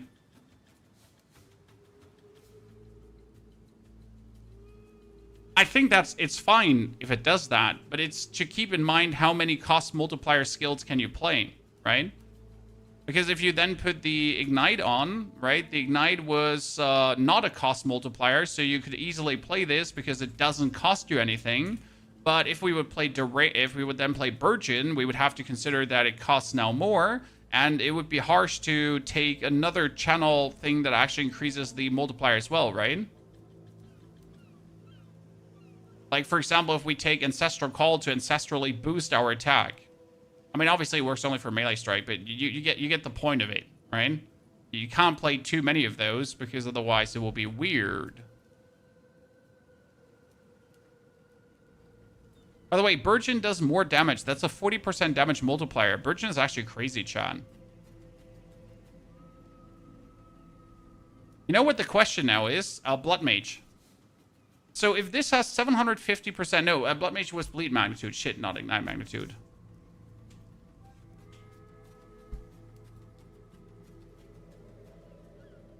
Golden Bin Chicken. It is okay, though, even if the cost is increased by 100%.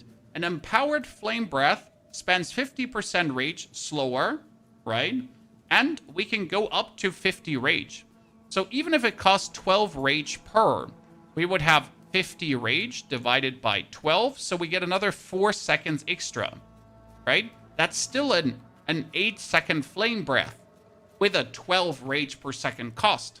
However, Empowered Flame Breath spends rage slower, so it's not 6 rage per second, it's 6 rage every 1.3 seconds. 1.5 seconds, sorry. So then it's 12 every 1.5. Right? And then we have like 24 in 3 seconds, and in 4.5 seconds we have, and so on. So actually good, right? Making it like that we sit at a total of like 12 seconds flame breath again.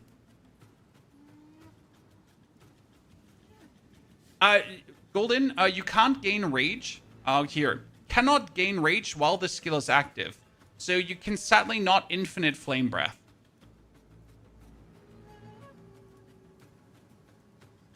They avoided this. However, getting a 12-second long flame breath might be insane already. My problem is that, how does Ignite work? Like, if I ignite an enemy, and then I keep igniting him, that does not increase the damage, right? Like, I never dabbled with Ignite because I never fucking cared about Ignite.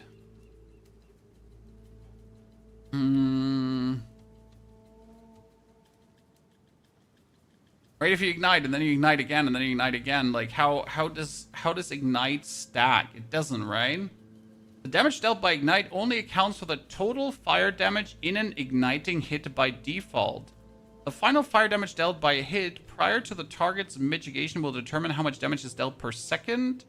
This is inclusive of any relevant damage modifiers you have, such as increased fire damage, or if the hit was critical hit, but does not include any modifiers that specifically apply how to... The default duration of Ignite is 4 seconds and can be increased with modifiers to ailment duration. Yeah, that makes sense. Increasing the duration of Ignite will improve the total damage dealt across the full duration of the ailment, but not the damage dealt per second. Modifiers that make the ailment deal damage faster will cause the ailment to deal its total damage over a short period of time, essentially increasing the damage dealt per second. So you need a big hit for Ignite to optimally deal damage, and then you want to technically be using the faster. Right? Ignites from supported skills deal damage faster, which would be another 120%. But optimally, that would be it. Because if I deal the damage faster, then the damage runs out, but I would Ignite again, and then, like, I just Ignite harder. And isn't there ailment faster too, Wayne? There is also here, damaging ailments deal damage faster, so you would probably have to go for this too, right? Luckily, we're here in the Druid tree, so this is super close by, right? Right? Right? Right? Right? Right? I mean, this is something to instill then, technically. Luckily, it's cheap. It's Paranoia, Greed, Isolation. Yeah, big hit, Ignite, multiplier, Ignite duration. I can see that.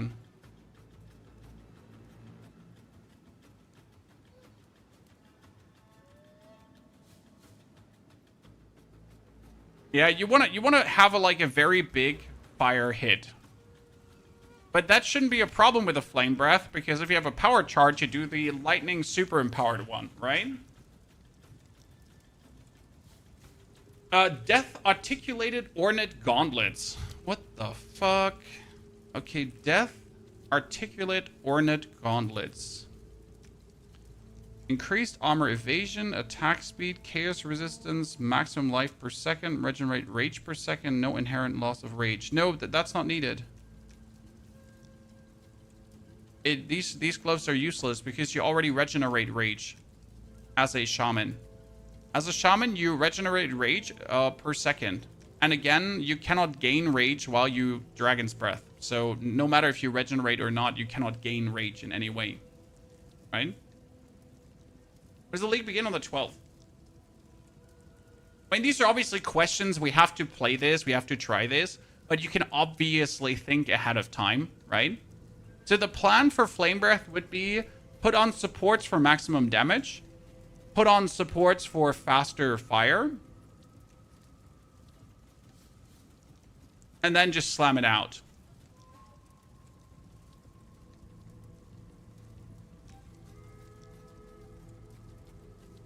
Kind of like that, the idea behind it. Sad part is Flame Breath is a level 13 skill gem. So are we going to get this really late? Well, I mean, it says requires level 52, right? So how late are we going to get Flame Breath? That's the big question. 100 Divines, and I have it just randomly sitting in my chest. Well, 100 Divines in its best form, brother. Right? 100 Divines if you get it, like, if you get it with the 5% attack speed thingy. So this is so expensive because it has the 8% increased attack speed in it. Right? That's the only reason why this is so expensive. Like, without a socket, you're... Oh, actually, you're still up. You're still up, it seems. Yeah, they showed it in the Fields of Ogham. Exactly. That's the only point. By the way, the Fields of Ogham are maximum level 10 to 12 golden. If you're level 22 in the Fields of Ogham, we're going to be throwing hands, okay? I'm going to punch you in the throat. Like, you know, be that level there. So, yes, they showed it in the Fields of Ogham how much credit we can ever give to this. Because you got, like, 1, 2, 3, 4, 5, 6, 7 skills here. So, technically, yes, it seems like you would have that. No, we cannot make Chaos Fire. We tried this. By the way, did the fire actually burn the crops? It did, right? I just paid attention to this for the very first... It's burning the crops. That's kind of cool. That's actually pretty nifty. Well, chat. that was our stream today on the best Ascendancies. We're actually going to make a wrap-up video on this too, right? For you to make a decision on what you want to play. However, we are going to have more because we also want to make a video on which is the best class for Druid right now, right? What would work best for Druid and what builds can we do? So there's another one coming on this. We're done for today. I have all the links in the YouTube video. So on like where you can find the Shaman Ascendancy, where you can find the Oracle Ascendancy, and also on the document if you're looking for it. Plus, we actually uploaded a whole video on the patch notes if you haven't looked at the patch notes. Okay, Chad? So patch note video is up. Watch that one too. It has all the information. Do me a favor. I'll see you all tomorrow again because we have tomorrow's stream. On Sunday, I'm gone. I'm on a Nicolaus Express thingy, jiggy-majiggy. So I hope to see you all there. Until then, take care. Have a very good rest of your day. Don't forget to, like, brush your boots and put them outside and get blessed or not.